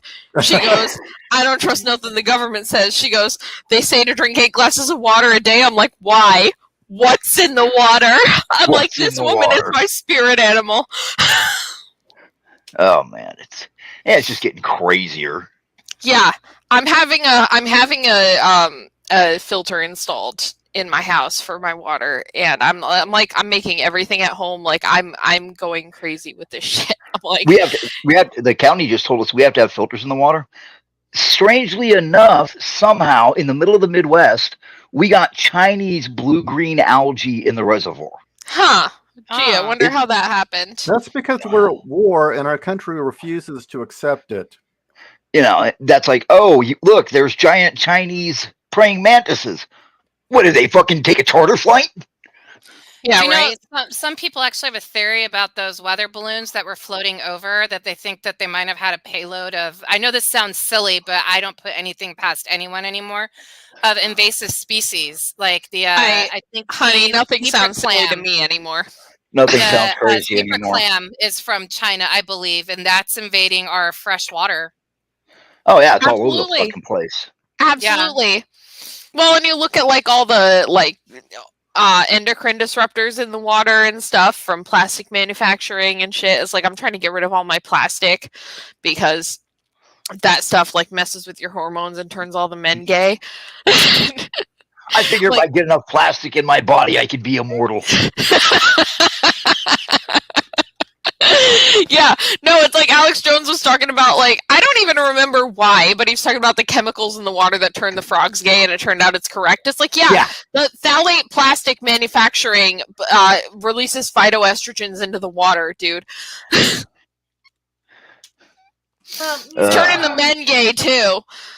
But frogs were the original pregnancy test before the modern day version came out, and I'm not shitting you. Where they would inject a woman's urine into the frog and then kill the frog and see if the frog was gender swapping. Yeah, the frog was, and the woman was pregnant. Same thing with rabbits. Well, but that's what's happening too. is like, and that's what's happening too is women are pissing the hormones from their birth control into the water. It's fucking with everything. Well, I've been kind of weirded out by birth control because they got it now where you get the injection. It lasts for like 10, 15, 20 years, right?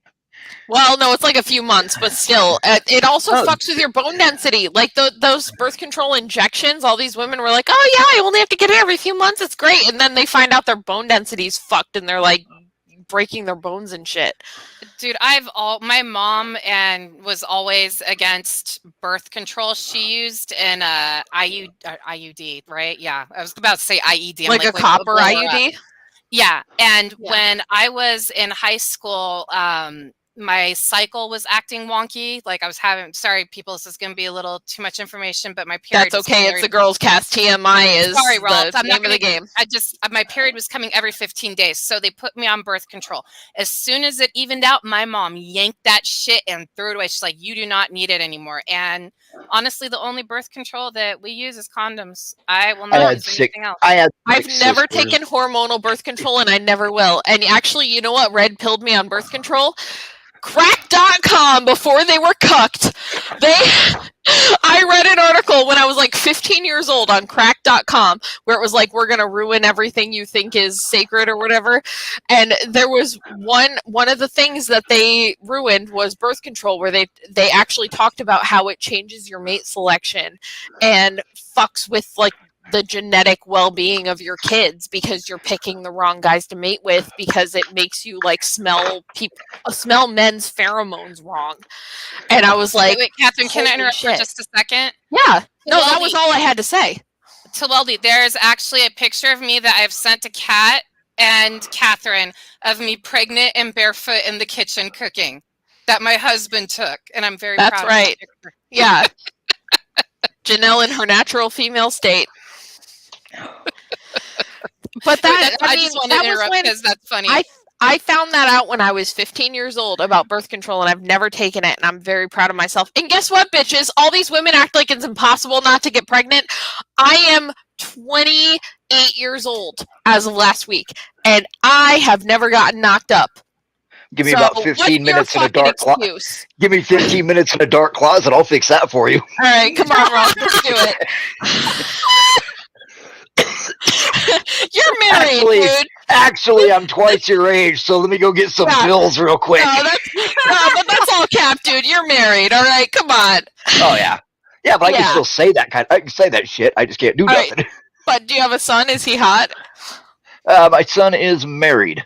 Oh, okay. Never mind. And has a 10-year-old. Well, good for him. Not me.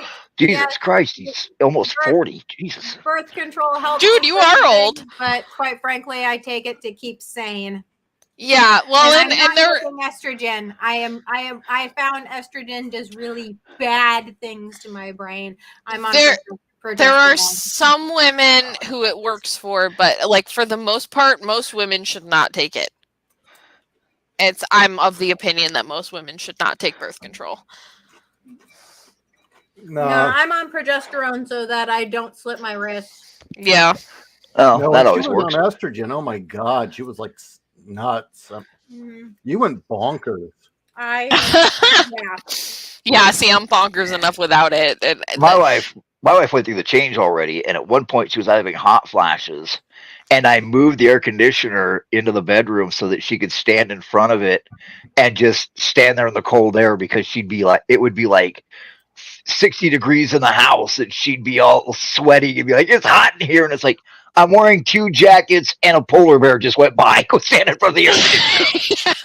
My mom used to get up Nice. in the middle of the night and we would find her in front of the freezer and she was stuffing ice cubes down her shirt and she Yep. was purple and pouring sweat.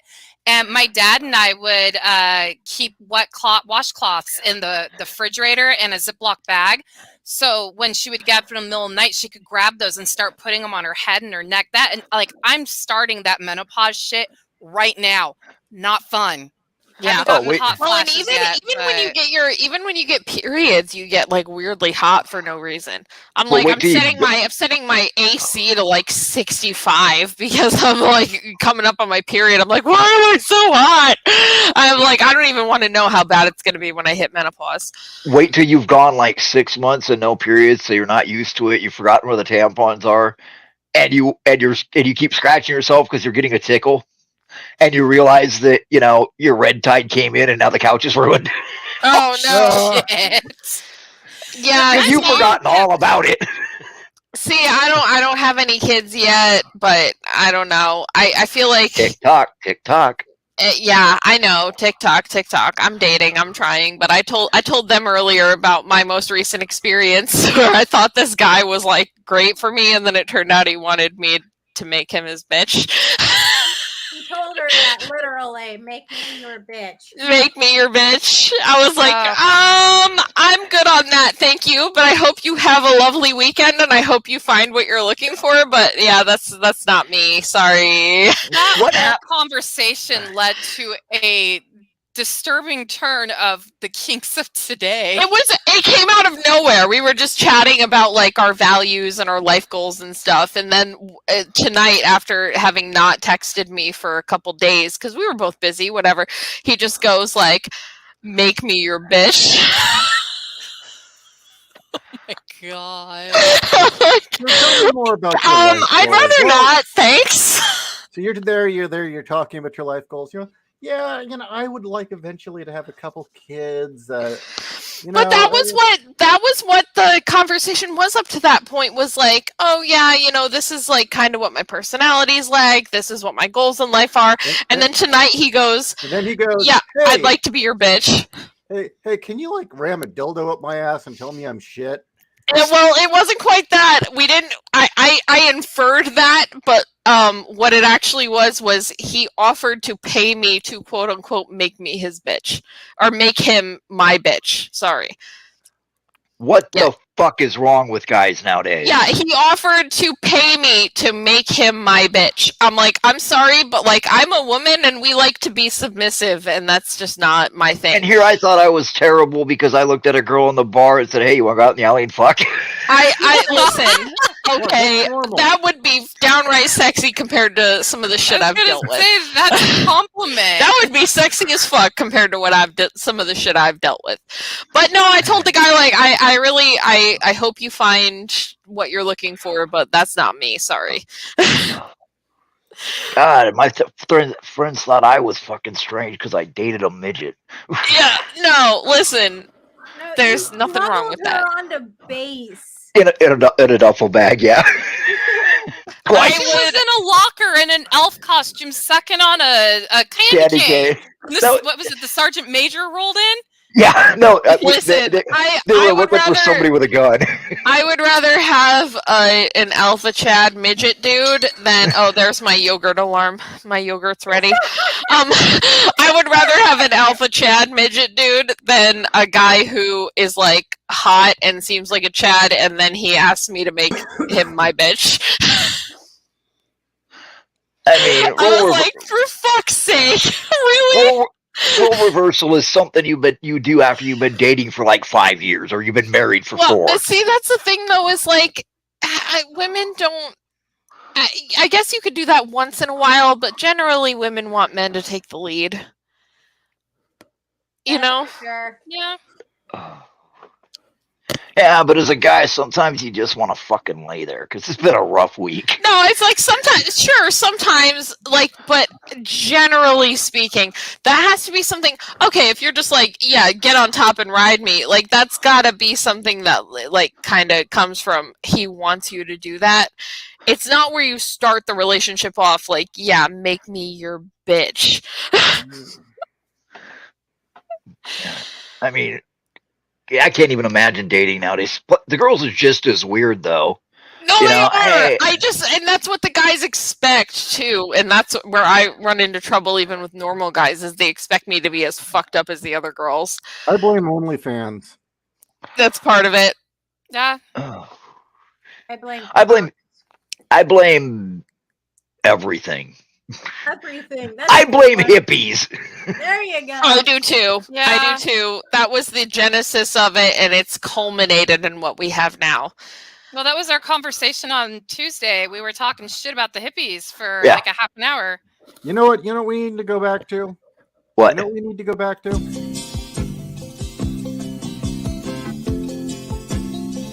Just a good old boy. Never meaning no harm. Oh my God. Yes. Moonshine. That's what it is. Moonshine. Moonshine. I'll make Moonshine the and shooting moonshine. dynamite You guys can drive it around for me. and shooting dynamite at the sheriff. Fuck yeah. God, I missed that. I was so pissed when people were like, that show is problematic because they have a General Lee on top of their car. Or no, they had the Confederate flag. Yeah. I was like, are you fucking kidding me? Really? That flag doesn't mean what it used to mean. But go ahead. Like, rile yourself up over stupid shit. I just look at it as a sign of the fucking times. You know, I don't get upset when, you know, I don't get upset at a James Dean film when he looks like a fucking, I don't know what the hell he's supposed to look, a rebel without a clue. I don't get upset then. I don't get upset watching that. I'm not like, oh, this is problematic because, you know, blah, blah, blah, blah, blah. I watch it for the story. I mean, Okay, you started that. I took it as the opportunity to go pee. Sorry. But it's not because they want slavery. Okay, what? Sorry, I missed that because I was peeing. What? We were talking about how people say that the Dukes of Hazzard is now problematic because of the Confederate flag on the General Lee. Oh, please. Like, we all know, at this point, like, anyone who's red-pilled and watches Razor Fist videos knows that Lincoln was a fucking tyrant. Yeah. And the Confederate flag was about more than... The Confederate flag wasn't just about, like, yeah, we hate black people and we want to oppress them. Like, no, like, come on. It's way more sophisticated This is what really than that. pisses me off about people understanding the Civil War. It was originally about state sovereignty being stomped on. Slavery, okay, I'm going to make this clear now. Slavery that was the big rallying cry, though. Yeah. But Well, and the thing was, Lincoln, like, let slavery stay legal in the Union states. yeah, everybody forgets that there were some Union states that had slavery. And not only that, everybody forgets that there were 5 Native American tribes that still had slaves, that after the Civil War, the U.S. government had to write a treaty with them and pay them for their slaves because they were raiding the plantations and taking women as sex slaves. But nobody talks about that. Go look it up. The 5 civilized tribes. Well, and okay, I'm gonna say something really fucking spicy here. All right, Ah, shit. Here we go. let's just. I'll just say it. I've had a whole bottle of wine. Let's just say it. There were back in the day. Okay, in the mid 1800s, life was hard for most people. Okay, Oh, yeah. and there You were look a at the lot of grand- slaves. There were a lot of slaves who were treated very well by their masters, who had it better than the average person who had to make it on their own. That was why, when they freed the slaves, a lot of them stayed with their masters, because a lot of them actually were well treated. And life was fucking hard for everybody. And if they had to go make it on their own, there was a good chance they would fucking starve to death. Just like the white people who had to make it on their own. Can you imagine if somebody rolled up on you today and tried to give you a slave? And they're like, okay, knock them out. That would be Yes. awful. this person's going to clean your house and do whatever else, but you've got to feed them, clothe them, give them a spending allowance, give them their own little house, Yeah, I'm like, I can't afford that and shit. you're responsible for everything they do. I'd be like, you need to get the fuck off my property. Yeah, I can't afford that shit. Like, I'm not taking on that responsibility. Thank you. Well, you know, if you're a liberal in California, the response to that is, well, no, it's just cheaper to pay $10 to a Mexican. Oh, Yeah, God. exactly. Oh yeah, because that's legal slavery. Well, I mean, look at oh God. Okay, Who so was I it? don't know. There was a big star that got mad because their maid got deported. It was Amber Heard through a bitch fit. Was There it was Arnold somebody else, too. Schwarzenegger and his baby Yeah. mama? I remember it was like, my maid got deported. Who's gonna pick up my kids? You lazy rich fuck. Right? Oh man, people are You know, just or fucking maybe like rely on your family like everybody throughout history has. You know, maybe you don't need to hire foreigners to do it. Maybe your family should stick together. Well, the same people right now who are bitching about how, slavery is awful and like, they're saying that slavery, has destroyed the United States and it's ruined entire generations, seem to forget that there's still actually slavery going on around the rest of the world. Absolutely. More fucking horrible because most of them are children and sex slaves. Yeah. Well, and a lot of the slaves, a lot of the states in Africa that were selling slaves to white people are still slaving. You know, they're still taking slaves to this day. Well, let's not forget that movie, The Woman King, completely Oh. inverted what actually happened, what actually historically happened. Yeah. You know, the funniest thing to me is that they're called the Dahomies. What? Yes, no lie. That tribe that was enslaving other Africans is called the Dahomies. Duhume, Wow. Duhuma, or Duhume, No, or something like that. If I remember correctly, that movie made it seem like the Europeans forced the king of that country to enslave people. Which is Yeah. bullshit. Yeah. Wasn't that empire one of the highest slave trading empires in Africa at the they time were frame? doing it already, amongst, in Africa, and then the Westerners and said, hey, we'll give you guns for them. And it's like, sweet. Yeah. Well, then I think the British told them to knock it the fuck off because by that point they were patrolling the Atlantic to make sure the slave trade stopped. Well, you know what's actually and they wouldn't funny? stop. They wouldn't stop, and that's why the No. Brits came in. Well, you know what's actually funny is I actually had, so this shows you the difference between liberals way back when and liberals now. I had a very liberal history teacher in high school, and this was in upstate New York, and he actually showed us the first couple episodes of Roots and was telling us all the historical inaccuracies. He's like, yeah, no, they didn't just come in and like capture slaves.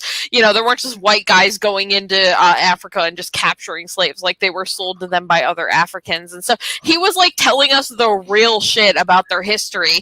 And he would show us like the misconception and then tell us the truth, you know, and this guy was like a straight up hippie, you know, and super liberal. And he's like, he would even say like, yeah, people accuse me of being a liberal. I'm like, nah, I'm a straight up socialist. But he actually would teach us real shit about history. That's how much things have changed. See, that's amazing because when I saw Roots, I was going to a Lutheran private school in Los Angeles, and they showed it to us as if it was, fucking, time travel, went back in time with a camera and filmed actual, events That's in so history. And it crazy. wasn't until, years later that I found out, no, that's not true. Yeah, well, that's the funniest never thing seen it. is, You've Well- never seen Roots? No, what year did it come out? 70s. LeVar Burton. Yeah, Right, Jordan I have never- LaForge is I have never seen it. I have well, never. see, I only watched saw a couple episodes, and it was because my history teacher was showing it as a teaching tool to tell us the things that were accurate and the things that were not accurate. And he would do that with a lot of historical movies, and it was actually a great teaching tool. And it was just so amazing because he was a so-called liberal, but back then And I mean, this was like I graduated in 2013, Oh so my God. it wasn't even that You long old yet? ago. But Oh, I fuck. don't know, maybe it was the fact that we were in a rural area, but it was just the people who were the most liberal were actually teaching us the real shit. It was weird because actually, okay, the wage gap myth, it was a liberal teacher who red pilled me on that and taught me that it was bullshit when I was like 15 because I'd think been he told was my whole life pretending to be women are paid liberal. less than men for the same job, and it was a liberal teacher who was like, no, actually that's bullshit. I think it's the area you were in because I was in. Okay, I graduated high school in 2001, but that was in San Diego. I grew up in Los Angeles, and my school played us Roots. I saw Roots from beginning to end 3 different times, and each time it was the idea that you're watching a fucking documentary. Ralph, Yeah. your life is not your life doesn't lack for anything for not having seen Roots. It is everything you may think that it is. Well, so that's actually interesting to me because we have this idea that the East Coast and the West Coast are like kind of both shitty, and you have to go to the Midwest or the South to get like the real shit. But actually, it sounds to me like the East Coast was actually fairly red pilled, even with the more liberal side of it, was actually fairly red pilled until somewhat recently, compared to the West Coast. I think it depends on where you were on the East Coast. Yeah, I mean, I was in a small town, but I mean, still, even so, I knew people from the bigger cities who, like, they were more split down the middle than people are now. well, Graduated in 2013. I did. I'm 28. Jesus fucking Christ. I'm a baby compared to you guys. yeah, but that's okay. We love you. We'll just I love you too. I hang out with people older than me because I don't relate to people in my own age group, and even the ones who are so-called red-pilled are still like kind of insufferable to deal with, to be honest with you. Oh God. Yeah, I'm just trying to wrap my head around that. I'm actually kind of glad that there's been this ongoing movement online to expose Roots for the lie that it is, and that is becoming more and more known that it was just all made up. That's the crazy thing to me, though, is that like I didn't have to have that movement. My liberal teacher taught me that there was stuff in it that was bullshit. And that's how crazy it is to me, is that someone who was a self-proclaimed liberal and who actually was like more liberal than a lot of my teachers was actually teaching me the real shit. Now, see, the thing is like my school, since I was in Los Angeles, if you've ever seen that episode of South Park where they go to the Museum of Tolerance and is laughing his ass off at the tunnel where they like sling obscenities at you. We did that. They actually had us do that. No shit. And God, they couldn't the people working at the museum couldn't understand why we wouldn't leave the tunnel that was calling you a cunt and a slut and an asshole and things like that. Because we thought it was the most hysterical thing in the entire planet. Well, that scene. Yeah, I mean, honestly, that's the thing, is kids find that stuff funny. No, that whole experience, it's like, no, it didn't make me, think about what I say to people. No, it was hysterical. And then we went through the Holocaust section of that museum, and yes, it was terrible. And I don't want to get too deep into it, but it wasn't entirely truthful, and it's awful that I had to learn that as an adult. Yeah. Or just how untruthful it was. Yeah. Yeah. Well, my favorite was still that apparently the Nazis invented the Tom and Jerry shotgun. You want to know something crazy? Is like we keep hearing about like, oh, somebody drew a swastika here and it was a hate crime. Like, bro, when I was in high school, everybody was drawing swastikas on shit just because we thought it was funny. Oh my gosh! Okay, when in high school for me, it had been there forever already, but somebody had taken red nail polish right by the swimming pool and drawn a swastika, and it'd been there since I was a kid because that's Dude. where we'd go do swim practice before, I was in Heartland Swim. Yeah. And so But- even when I got to high school, it was still there and nobody pissed their pants over it. Well, and that was the thing is, like, we all understood that we were just edgy teenagers being edgy.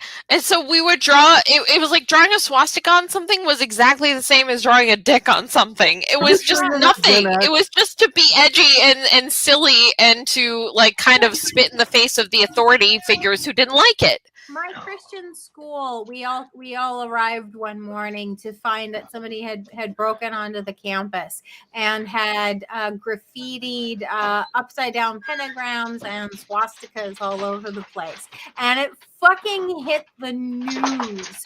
The news came and had the balls to say that a satanic cult had come and vandalized our school. Callie was really ahead of the curve. Going, okay, which one of us did it? Yeah, Callie really was ahead of the curve because, 15 years later when I was in school, it was like nothing. It didn't matter at all. But we had all that shit beat. All that shit was beat up until about 2010, 2012. We had all that shit beat. Some Jewish guy saw a swastika. He was just like, "Oh, what the fuck? Who the fuck? Yeah, somebody's just being an Who's edgy the boy. dumbass?" Yeah, somebody was know- just being edgy and My goofing close off. friend in high school was Jewish, and he didn't give a shit about the swastika that had been painted by the swimming pool for like 20 fucking years. Yeah, we did not give a shit. It was just to be goofy, and everybody knew we were just being goofy. Yeah. My buddy had a whole who's the asshole, who cares? Nobody cares. My buddy had a whole bunch of Nazi shit. We're talking the flags, knives, everything, because he picked up a lot of it in Germany. And when he went to Fort Hood, they started he hung it all up. Well, he didn't hang it up. He put it in the cases where it belongs.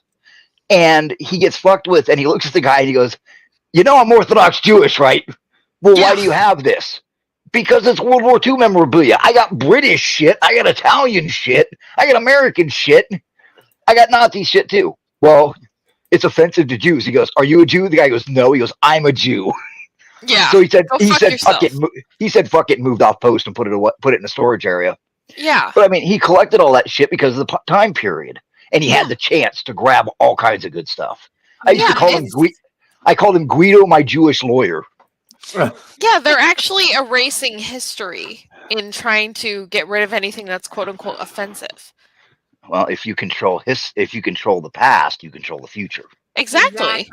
Well, and it makes you question everything that we've been taught in history class. Really I mean, does. that's like, I love this. They recently came out and said that the majority of people who used to join the military, the legacy families, have all said, "Go fuck yourself." We're talking families that have joined the military since the fucking Revolutionary War are now telling them to go fuck themselves. I'm like, how do we get recruitment up? It's like, you can't. Well, and I'll you're tell not you going one to. thing. Okay, my example for what's in the military right now is my sister who joined a couple years ago. She is the most like normie blue pill thought like millennial hoe bag. Like I love my sister. I really do, but she really is. She's so fucking brainwashed into whatever the normie narrative is at the time, and it's like it's hard to wake her up from shit. And I mean, we'll talk about this maybe next week. Janelle and Kat and I were talking about the like tranny shit. That's starting to finally like wake her up and radicalize her a little bit. But that's who I see as like the military is these like blue pill, like hoe bag chicks and gay dudes. That's who's in the fucking military now. Well, I mean, the military was gay all the way down. I mean, it's the most gayest shit I've ever seen. But, that's just the way it was. But, I mean, holy fuck. So, Roots was shown in school. I've never seen it. Did you ever see Roots? No. You never saw Roots either? The only time I ever saw Roots was at one of the middle schools I was working at, and they were I do know my teaching it in the history class. I do know my grandfather said he liked to watch it backwards, so it had a happy ending. Well, but see, here's the funny thing know. Okay, Cat was shown it in the late 90s, early 2000s as like a this was history 100% All in through the California. 90s, all through the 90s. Yeah, and I was shown it in the late 2000s, early 2010s in my upstate New York rural school as this is like there's some accurate stuff, there's a lot of inaccurate stuff, and I'm going to use this as a teaching tool to tell you about what was and wasn't historically accurate. But I will say too, my teacher was probably not typical. He was very like he ended up being let go from the school. And the guy who took over from him was was like this black guy who was like a hardcore like lefty ideologue. So make of that what you will. I never was in class with this guy who took over for him, but the teacher we had, we were all like, it's so unfair that he was let go. Well, I think it truly does depend, because you're saying that the East Coast was ahead of the West Coast. I think it really does depend on your teacher. I was in a small town too. Keep that in mind. I'm not saying by any means. My dad taught American government, economics, and U.S. history, and he taught his students that Ben Franklin was the one that would make his slaves go out and get electrocuted. Everybody always like, oh, Ben Franklin was this wonderful man. No, the guy liked orgies, and yes, he did let his slaves go out and get electrocuted so he could figure out how was a fucking degenerate, dude. Everybody. Yeah. And so, like I said, it depends on your teacher, because my dad did not. He wouldn't show roots in his classroom. He said that was just, it wasn't correct, and he actually that was why we were shown it as like, because he wanted to tell us what was and wasn't correct. And my school was a private school where yes, we did have black kids, but because you had to actually have money in order to go to the school, they were definitely a minority. I'm sorry, it's true. In fact, all of the black kids that were in my class were all involved in Hollywood in one form or another. And so my teachers were all, had an agenda to tell. Well, I don't know. I will say that there is one good thing to come out of Roots that I will stand by and die on this hill. What, LeVar Burton? It was funny as fuck watching Mr. Brady beat the Toby into LeVar Burton. Yeah. Oh my God. I mean, seeing Mr. Brady beat the crap out of LeVar Burton screaming, "Your name's Toby!" See, I know that scene. I know that scene, and that's it. You know what? That's pretty. You know the Kendrick Lamar song about it? That's all you really need to know about it. I mean, yeah, just seeing Mr. Brady, whip someone alone, that was just worth it. You kind of wonder, like, can you do that to Greg next? I'll be perfectly honest. It was a real shock to realize, reading the book Gone with the Wind, that was more historically accurate than Roots. For real. No, there was a lot of stuff in there that wasn't, but that's a crazy thing to me, is my teacher was like a self-proclaimed liberal who was going like, yeah, this is not accurate, this is not accurate, this is not accurate. And I wonder what he thinks now, looking at his own side of things, 10 years later. Probably thinks the same. I don't know. I wonder if he looks at the people on quote unquote his side and goes, what the fuck is wrong with you? I've never seen the Civil War either. Never watched that. I never did watch it. What's his name? Burns. I forget what his first name is. Ken Burns. Civil War. Yeah, I never watched most of that stuff. I've seen parts of that, but again, I switched schools. I went from the private school in Los Angeles to a public school in Orange County, and I had an awesome history teacher, and he showed us scenes from Ken Burns' Civil War, and that was that started my journey of, hey, wait a minute, maybe what I was taught wasn't correct. Yeah. Well, you want to know something hilarious? Okay, so I think I didn't go to graduation because I hated school, but I think my class had our Spanish teacher do the graduation speech. But the class after me was the last class that was taught by this history teacher before he was let go, and they actually brought him back to do the graduation speech. Wow. Yeah. That's amazing. Yeah. After I left Orange County, I went to San Diego, where I was in the same school that Janelle's father taught. I never got him, unfortunately. But you guys didn't know each other at the time, right? What, baby? No, No. I knew Okay, of I'll go Janelle find it. because she was the coach's daughter with the huge rack. And everyone talked about how the coach's daughter with the huge rack. That's so funny. No, it's really funny that Kat went to Scripps Ranch. My dad worked there. I was always there visiting, and then I actually ended up working there as the JV girls swim coach. Meanwhile, all the clubs I was going to, Ishi was at. Yep. So No, I was in the you same guys vicinity as them. You're like a couple years between each of them, aren't you, Janelle? Yeah, I'm 44. Or I'm sorry, Yeah, 43. I'm going to turn 44 in 3 weeks. Yeah, so you're like a couple years younger than Ishi, a couple years older than Kat. So God, you're I'm like in this. I'm mid-50s, and That's all right. it feels like it today.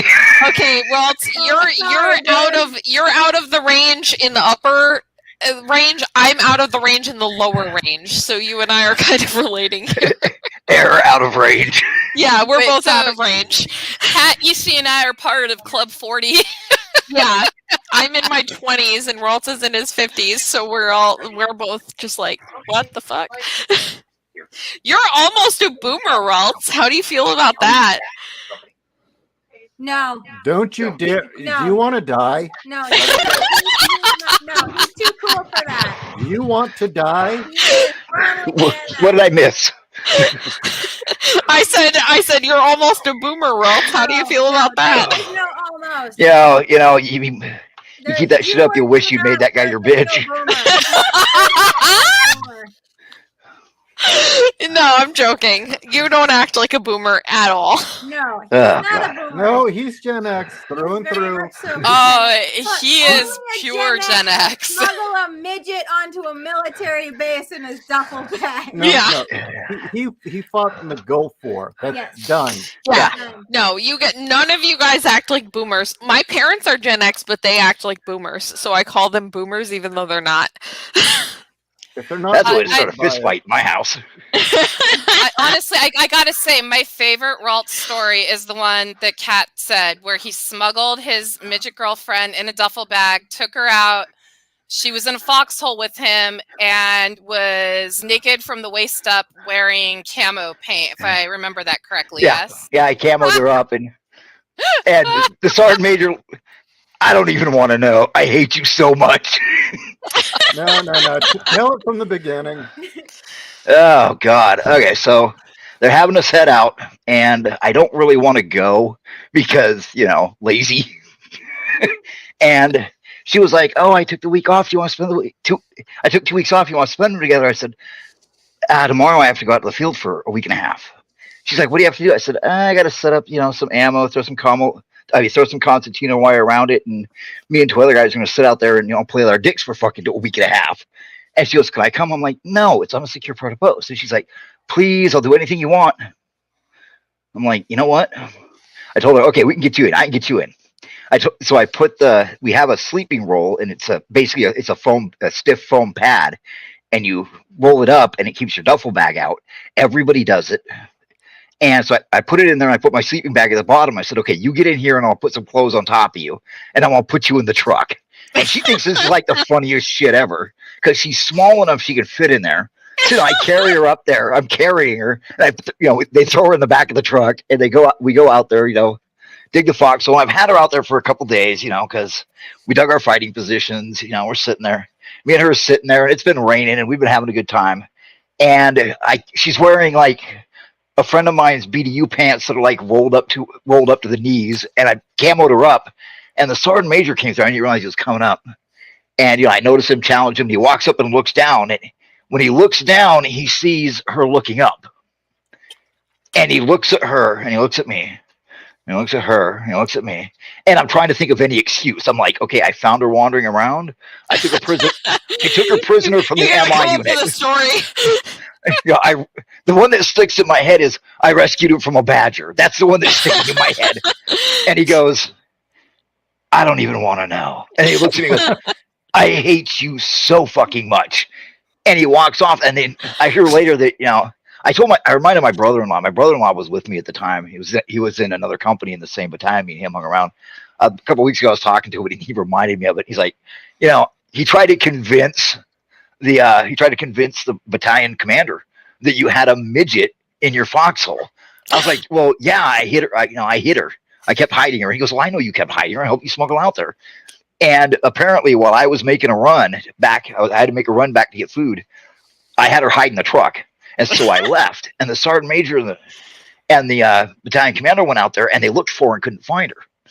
And apparently, my brother told me, I don't know if it's true or not, but my brother-in-law tells me, the battalion commander looked at the sergeant major, goes, I was made aware that you'd gotten over your drinking problem. Oh, okay. So hold on. You didn't tell that part. Is this your brother-in-law, as in your sister's husband, or Yes. as in your wife's brother? No, as in my sister's husband. Okay. Because I took my sister with me to Fort Hood because her and my mom had gotten into it one too many times, and I'm getting ready to go because me and my mom got into it, and I was like, "Fuck this! I'm going back home." And she's like, "And don't you ever fucking come back?" And I get in the car. My sister jumps in the car. I'm like, I'm not going to the fucking store. She goes, I know. I said, I'm going to Texas, and she goes, I know. I got my purse. I'm like, it's a 5-day drive. My mom comes out and she's got the shotgun, and I'm like, okay, we got to go. I drove her all the way to Texas, and luckily I was living off post. And she would borrow my car and get lost. Oh God, that girl! I swear to God, she'd get lost in the bathroom between the bathroom door and the shower. And my brother, we're drinking one night. A really good friend of mine went to war with him, and he's over and goes, "If I go over there and make out with your sister, what are you gonna do?" I said, "Beat you with a fucking sock full of pennies." And he's like, no, seriously, man, I think your sister's hot. I'm like, I don't fucking care. She's an adult. Do what you fucking want. And now they're married. Well, good for them. I mean, yeah. It worked out, right? They've been married for like 30 years. Yeah, well, there you go. They got married like 6 months before my wife. Now, the other one that she loves is, I'm dating this midget girl, and she's doing some charity work, and I'm being me, basically being a jackass.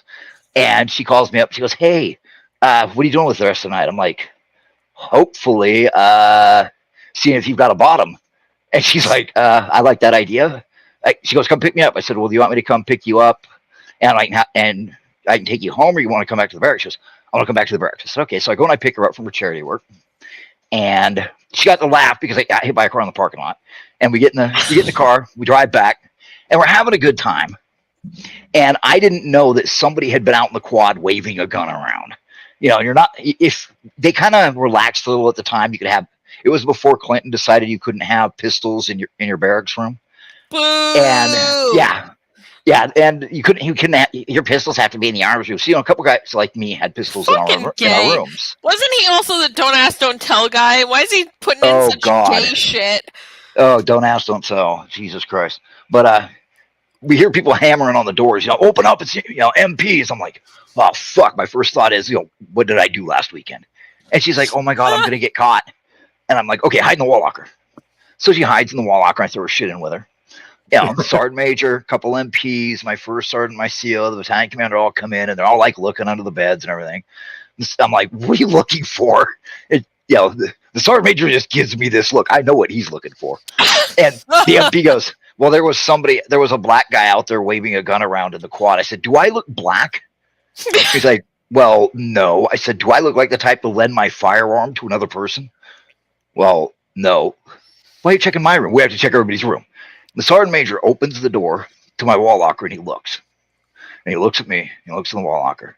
Looks at me. Looks at the wall locker. He goes, I fucking hate you so much. And he closes the wall locker. The MP goes over and looks it in the wall locker, looks at me, closes it. My company commander's like, what the fuck? And he opens it up and starts laughing and closes it. The battalion commander is like, there's something going on here. You know, like he's discovering Atlantis or some shit. He opens the door and looks and then It's closes under the door. Azores, by the way. Anyway. He closes the door, opens it up and looks again, closes the door and looks at me, and then just leaves. My first sergeant is like, what the fuck? And he walks over, opens the door. There's my girlfriend sitting there, dressed like an elf, only she's naked from the waist down, sucking on a candy cane. And she's like, Merry Christmas. My first sergeant I was looks going at to me say and goes, what kind of elf, but you've answered that question with the rest of the story. my first sergeant looks at me and goes, see, this is why we don't have you pull CQ. And he leaves. But it's the sergeant major. I hate you so much. But when they came out with Don't Ask, Don't Tell, okay, now this old bastard, he did like 5 tours of Vietnam because he liked killing Vietnamese people. And I'd say his exact words, but Ishi would lose his channel instantly. Yeah, But, that sounds like my grandfather talking about the Koreans, but Oh, whatever. What gooks? Yeah. Okay. And Yeah. and he was, you know, I'll give this thing that the man's personal bravery, never doubt. His ability to lead, never in doubt. But holy shit, Don't Ask, Don't Tell came out, and he lost his fucking mind. I mean, he completely lost it. He's like, it's bad enough that we have to it's bad enough that dykes are and women are in the goddamn army. We can't have this man's army. We have to have women and lesbians. I agree. Women are a scourge upon the military. I completely agree with that. He goes, but now we're gonna have faggots. And I mean, he was just going off, you know. And my buddy sitting next to me We goes, all knew the Navy was full of fags, let's be honest. He looks at the sergeant major, goes, now bitch about, and he used the N-word. And the sergeant major goes, oh, them! And then he stops. He goes, I'm going outside. Let's not go there. Oh, man, he was funnier than hell. And the fucked up thing is he was like 2 years shy of 30 years. And he just fucking quit. He just put in his paperwork and quit because of Don't Ask, Don't Tell. I knew dudes in special forces that just put in their shit. They were like, nope, I'm done. You know, this nothing to do with Don't Ask, Don't Tell, but I've heard a lot of cops in New York, and I'm sure this is true in Cali and Chicago and places like that too, where they have just said, you know what, I'm 3 years from retirement, but it's not worth it because somebody's going to kill me. And so I'm just going to retire now, take what I can, and call it a day. I could see that. Yeah, because they've just passed all these laws that that they have to, like, basically just let these criminals go. They take them in, they arrest them, and then they just have to let them go. So it's like, well, what am I even doing here? Somebody's going to fucking shoot me. Why come even to work? Yeah. So they're just going, you know what? I'm 3 years from getting my full pension, but you know what? Fuck this. It's not worth losing my life. Well, aren't they seeing that right now in Chicago with the new mayor-elect? That's exactly what I'm saying. I've heard it about NYPD, but I'm sure Chicago, same thing. Have you guys seen the news where the mayor-elect said he wasn't going to punish kids? So they've been rioting on the streets and looting and attacking people. It's fucking crazy. Well, but it's been like that in parts of Cali for a long time now. Well, apparently California is now for the last week or so, people are just like raiding mini marts or mini malls, just taking everything because they know they won't get arrested. That's a normal occurrence. In fact, more stores, department stores and stuff are getting ready to shut down in California. And fine, fuck it. Okay. Well, Gavin Newsom said that he was going to ban Walgreens from California, and you know what? Was it Walgreens or Walmart? But he told them that he was banning them, and they were like, "Okay, bye." And there was recently a story about Walmarts in certain neighborhoods in Chicago shutting down, and the mayor was like, "Oh, this is racism." It's like, oh, are you fucking kidding me? They can't make a profit because they're getting robbed and looted everywhere. There was a video that came out this week of a woman in Chicago going into the Walmart, and it is stripped clean. And she says, How am I supposed to feed my kids? I came here to get food. There is nothing here. What is wrong with people? Well, and I did mean, you see she that was video? angry. Did you see that video where it's like a Chicago store? I don't remember which one, but the guy's walking through and it's just nothing. Everything is walled off. You have to have an employee unlock it to get anything. Oh yeah, they've been doing that, I think, in San Francisco. Yeah, that's exactly what I'm talking about. It was San Francisco. Oh, isn't liberalism great? Yeah, it's wonderful.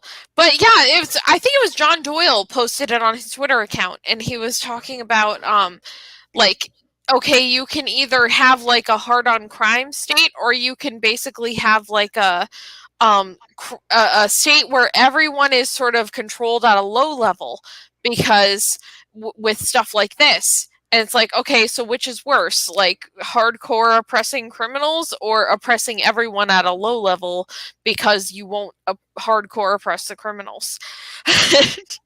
I'm probably butchering it a little bit because I'm drunk, but yeah, he posted that recently. Open carry. But yeah, John Doyle's videos are funny. You should watch his Beauty and the Beast video. It's actually excellent. There was a video that came out, I think, a couple of days ago. This shows you how fucked California is. A journalist was filming Gavin Newsom walking by with his phone and kept asking Gavin Newsom, what are you going to do about the fentanyl epidemic? Well, Gavin Newsom didn't realize he was a journalist, thought he was a constituent, an unwashed mass, pilgrim, and was like, I don't know, what do you want me to do? What are you going to do? What's your idea? And I mean, just being condescending as fuck, showing his true colors. Somebody in his entourage must have told him, yo, wait, that's a journalist.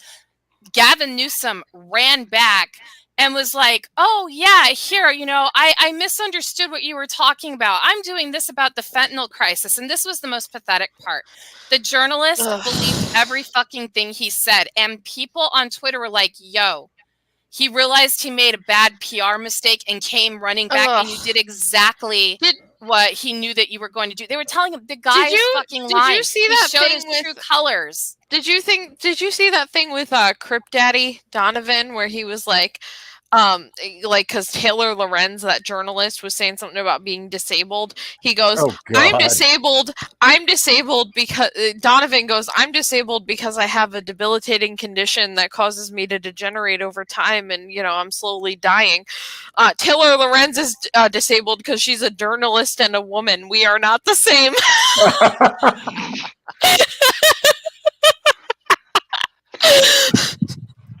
But seriously, anyone who went through the whole COVID bullshit, I'm not going to get your channel taken down, Ishi. I won't say too much detail.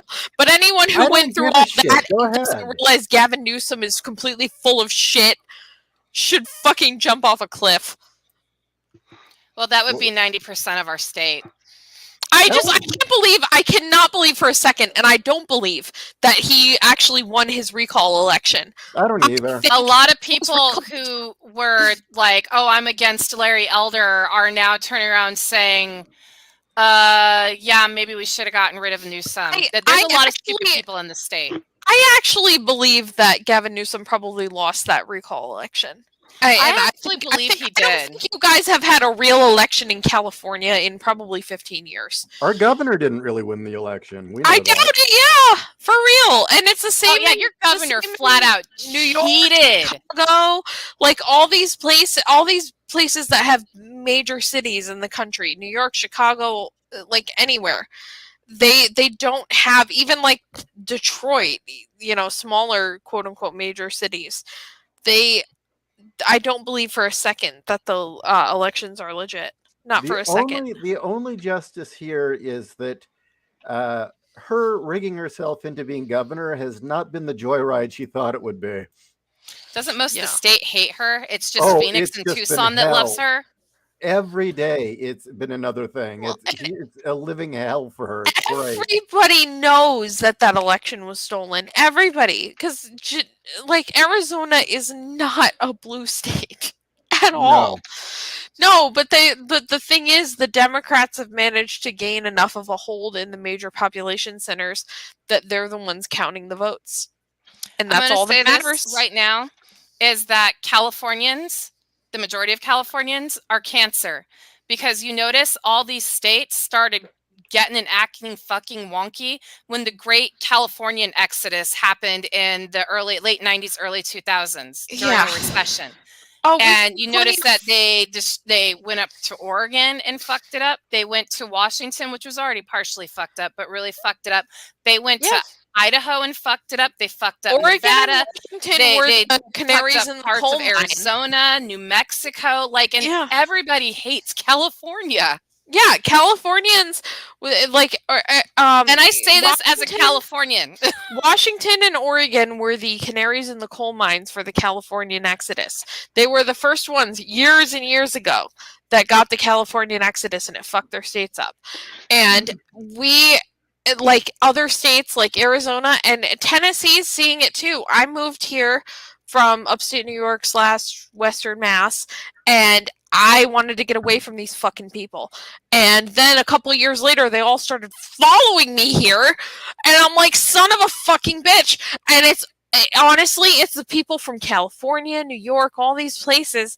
And some of them are from Chicago. So it's like they're all from these major population centers, these big cities that are Democrat, and they're fucked up. And they're coming to Tennessee and they're fucking ruining it. And I'm like, bitch, I came here to get away from you people, and you're swarming the place like a bunch of fucking locusts. By the way, I agree with Dominic Powell. Not all Californians have drank the Kool-Aid. I haven't drank it. Kat and Ishi didn't drink it and were able to get the hell out of California. I have a couple of other friends that didn't drink it, and they also got the hell out of California. And yes, California ruined Texas. I'm sorry. Texas is fucked. Well, and part of the problem with Texas, too, is that the southern border is way too open.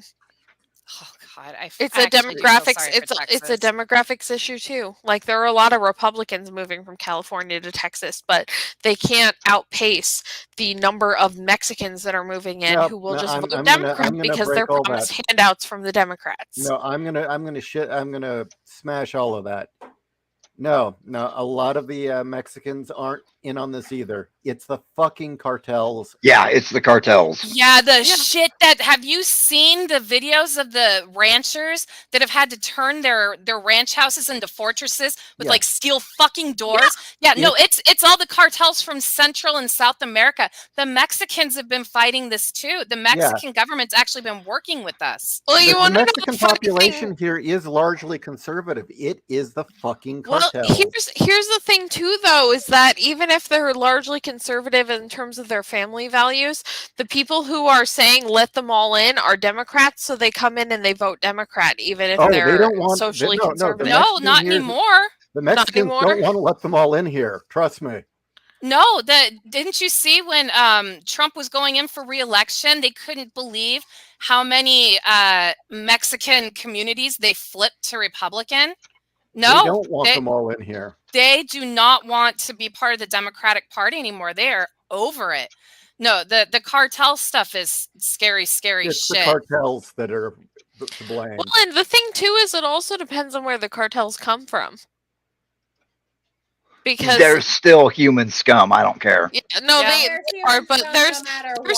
I've done extensive research into the cartels, and they're all fucking scary. They're evil as fuck. What MS-13, like the stuff you hear about that. MS-13 is horrific. No, but like there's some parts of Mexico where the cartels are almost like, because it really depends, and I've heard this from people who live in Mexico. The cartels are almost like the mafia was in New York and Chicago. No, that's bullshit. Protected certain neighborhoods and kept them from being too bad. No, but that is not true. I've heard that about Cancun. True. I don't know about other places. I've heard that about Cancun. That is not true. No, if it was the Italian mob, it would be. We wouldn't be having this conversation if it was the Italian mob. Seriously. You know, the Italian mob didn't engage in cannibalism to show how cool they were. Yeah. That wasn't part of Yeah, their I'm just initiation. saying what I've heard from people who live in parts of Mexico, so I'll believe you guys from California for sure. I take your I word did too. extensive research into the Italian mafia, into the Mexican cartels. I've done extensive research into all of them. The thing is that the Italian mafia had a rule that you do not involve family at all. If Well- you're going to go after somebody, if you involve Mm. family, it's because somebody royally fucked up.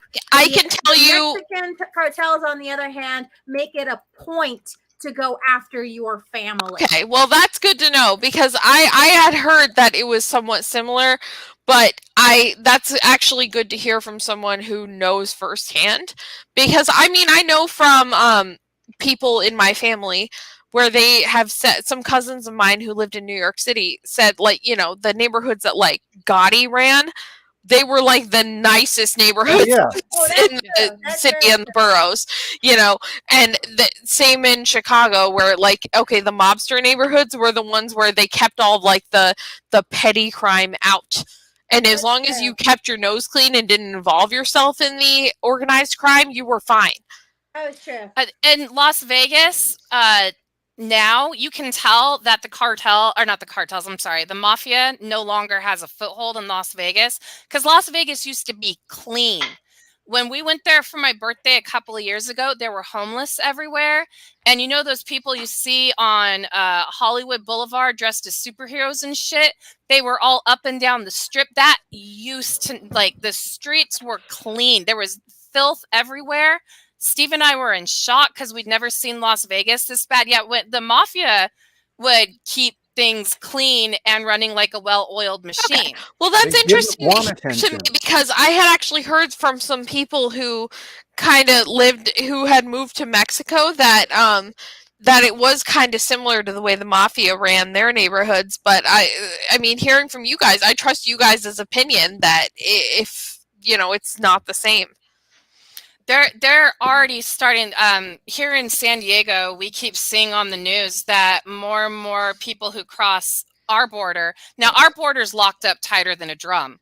But when tourists go over, they're telling people in San Diego, do not go over anymore. Yeah. Because they're grabbing Americans and either slaughtering them or holding them hostage. Now, I don't know how the border situation is in Arizona.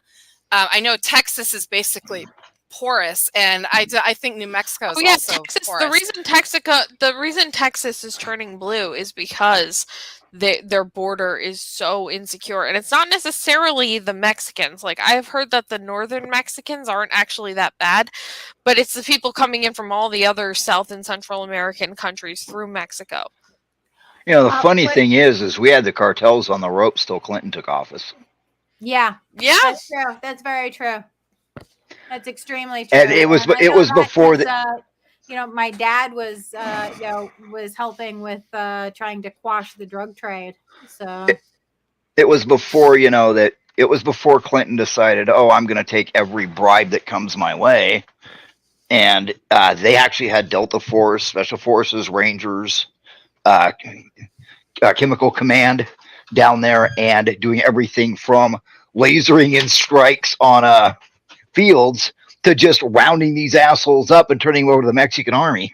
And then after a while, it was rounding them up and shooting them. And then Clinton took office. Clinton took office, and a year later, we were completely out of there. Well, it's just interesting to me that when it comes to immigration over the border, if they were all voting Republican, the Democrats would be the ones who want the border sealed up tight. Well, you got to remember, the last time the Democrats, when they were talking about sealing up the border, make it harder to immigrate, the Democrats hadn't been that mad since the last time the Republicans took away their slaves. Ooh, yeah. And the border is not about changing demographics like everyone suspects, because no, it's actually the Mexican the Latino population is turning more and more conservative. They don't want the influx. Well, I don't know though, because when I look at the Latinos that I know in my day-to-day life, it's like they have conservative values, but they vote Democrat because the Democrats are the ones saying let them all in. That's my in this state, experience. that's I not don't, the it might be case. different in California, but In this state, this is no. The Mexicans do not want any more illegals coming into their neighborhoods. Trust me, it's all about the cartels. Well, do you guys know how far the cartels have gotten? How far? It's all the way up into Washington State. Oh, well, they're fuck everywhere. me. They're No, I everywhere. mean we're talking full blown encampments. Jeez. They run 60% of the grow fields Oh, all the way for up to weed? Washington. Yep, all the way up into Washington.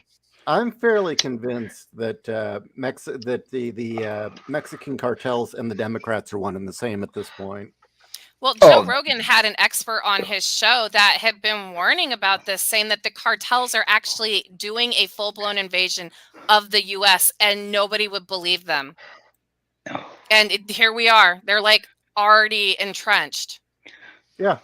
Yeah, I But, don't know. It kind of strikes me as similar to the Black and Latino communities in America, where they are like hyper socially conservative in some senses, but they are still voting Democrat in large numbers because the Democrats are basically promising them a bunch of free shit. And I I'm see worried. this I'm with worried less the about the immigrant voting. populations. I'm worried less about the voting, and I'm more worried about the dead teenagers that show up all up and down the I-5 corridor that Yeah. nobody fucking reports on. It's true too. Oh, but the What? I haven't FBI, heard about this, Ralt. What? but the FBI recently broke up a group that was downloading Disney shows and pirating them. Wait, please go back because the 5 is in my backyard. I have not heard about this. For the last since like 2000. This is I'd say about 2004 is when they really started making moves on Southern California. Well, they've always made moves on SoCal, but they started actually moving up. SoCal's right there. And about 2010 is when they really started moving, and then the legalized pot. Well, for the last couple years, a lot of these dead teenagers that are coming up missing, from like rural towns and shit like that, are showing up dead by the 5. And it's the fucking cartels, because these kids stumble across the cartel's brand new grow field and they just kill them. Oh, yeah, totally by fuck. accident. Well, we got to remember, another fun one. A whole bunch of Native American reservations are saying, "Hey, we're coming up missing kids and women, and for once, it's not us beating them to death and burying them in the backyard. Can somebody do something about this?" And the FBI went, "No, we're gonna bust a ring that's downloading music." Yeah. The priorities of the feds are totally out of whack. We've known that for ages. A friend of mine is Native American. I mean, shit, he's been a family friend. This is like the 3rd generation of his family that's friends with my family. And he told me that on some of the reservations, everybody goes around heavily armed and in groups because people are getting snatched in the middle of the night. Well, before we call it a night, because we need to call it a night, I will leave you a story about what it was like even before it got bad. Kat and I were looking for an apartment at one point, and when we were being taken by the realtor to different areas, in the college area, there was an apartment we were going to check out, and the realtor says, we can't go there. And we go, why? I just got a call from my boss. The police had to cordon the whole place off because they found a dumpster full of severed human hands. Christ, and that was the neighborhood I lived in for 17 fucking years. Wow. Wait, no, you know what? The police would show up once a month. There was a drug house that they used as a sting operation. And there would be like an army of police encamped for like hours making a bust. That was right on my street. A dumpster full of human hands. Yes. That's fucking scary. You want to add to that, Kat? Yeah, there was a dumpster of human hands, and what didn't make it in the news, but I was the sick fuck to follow the story. I did find later that they found a dumpster full of human feet, Oh. And then about 2 months later, they found two garbage bags of human heads. And no, they're not related at all. No. Wow. And see what gets me is this shit is they never investigate this shit. No. No, why would they? Plays But yet, right you into their know, hands. but you know, you have a rifle that they made illegal 2 days ago, and they're right up your ass. No, because that's exactly what they want. The law-abiding citizens who just want to protect themselves are criminals, and the actual criminals who are causing chaos get to run rampant. That's exactly what they want. Well, again, we got to call it a night. I haven't even had dinner, but remember, everyone. Link in the description. Buttsteak deal. Buy it. Review it. Please, for the love of God, just go there and fucking review it. Give it a bizarre review, because I want to be able to read these reviews in a week or two on the Monday show. Weirder the better.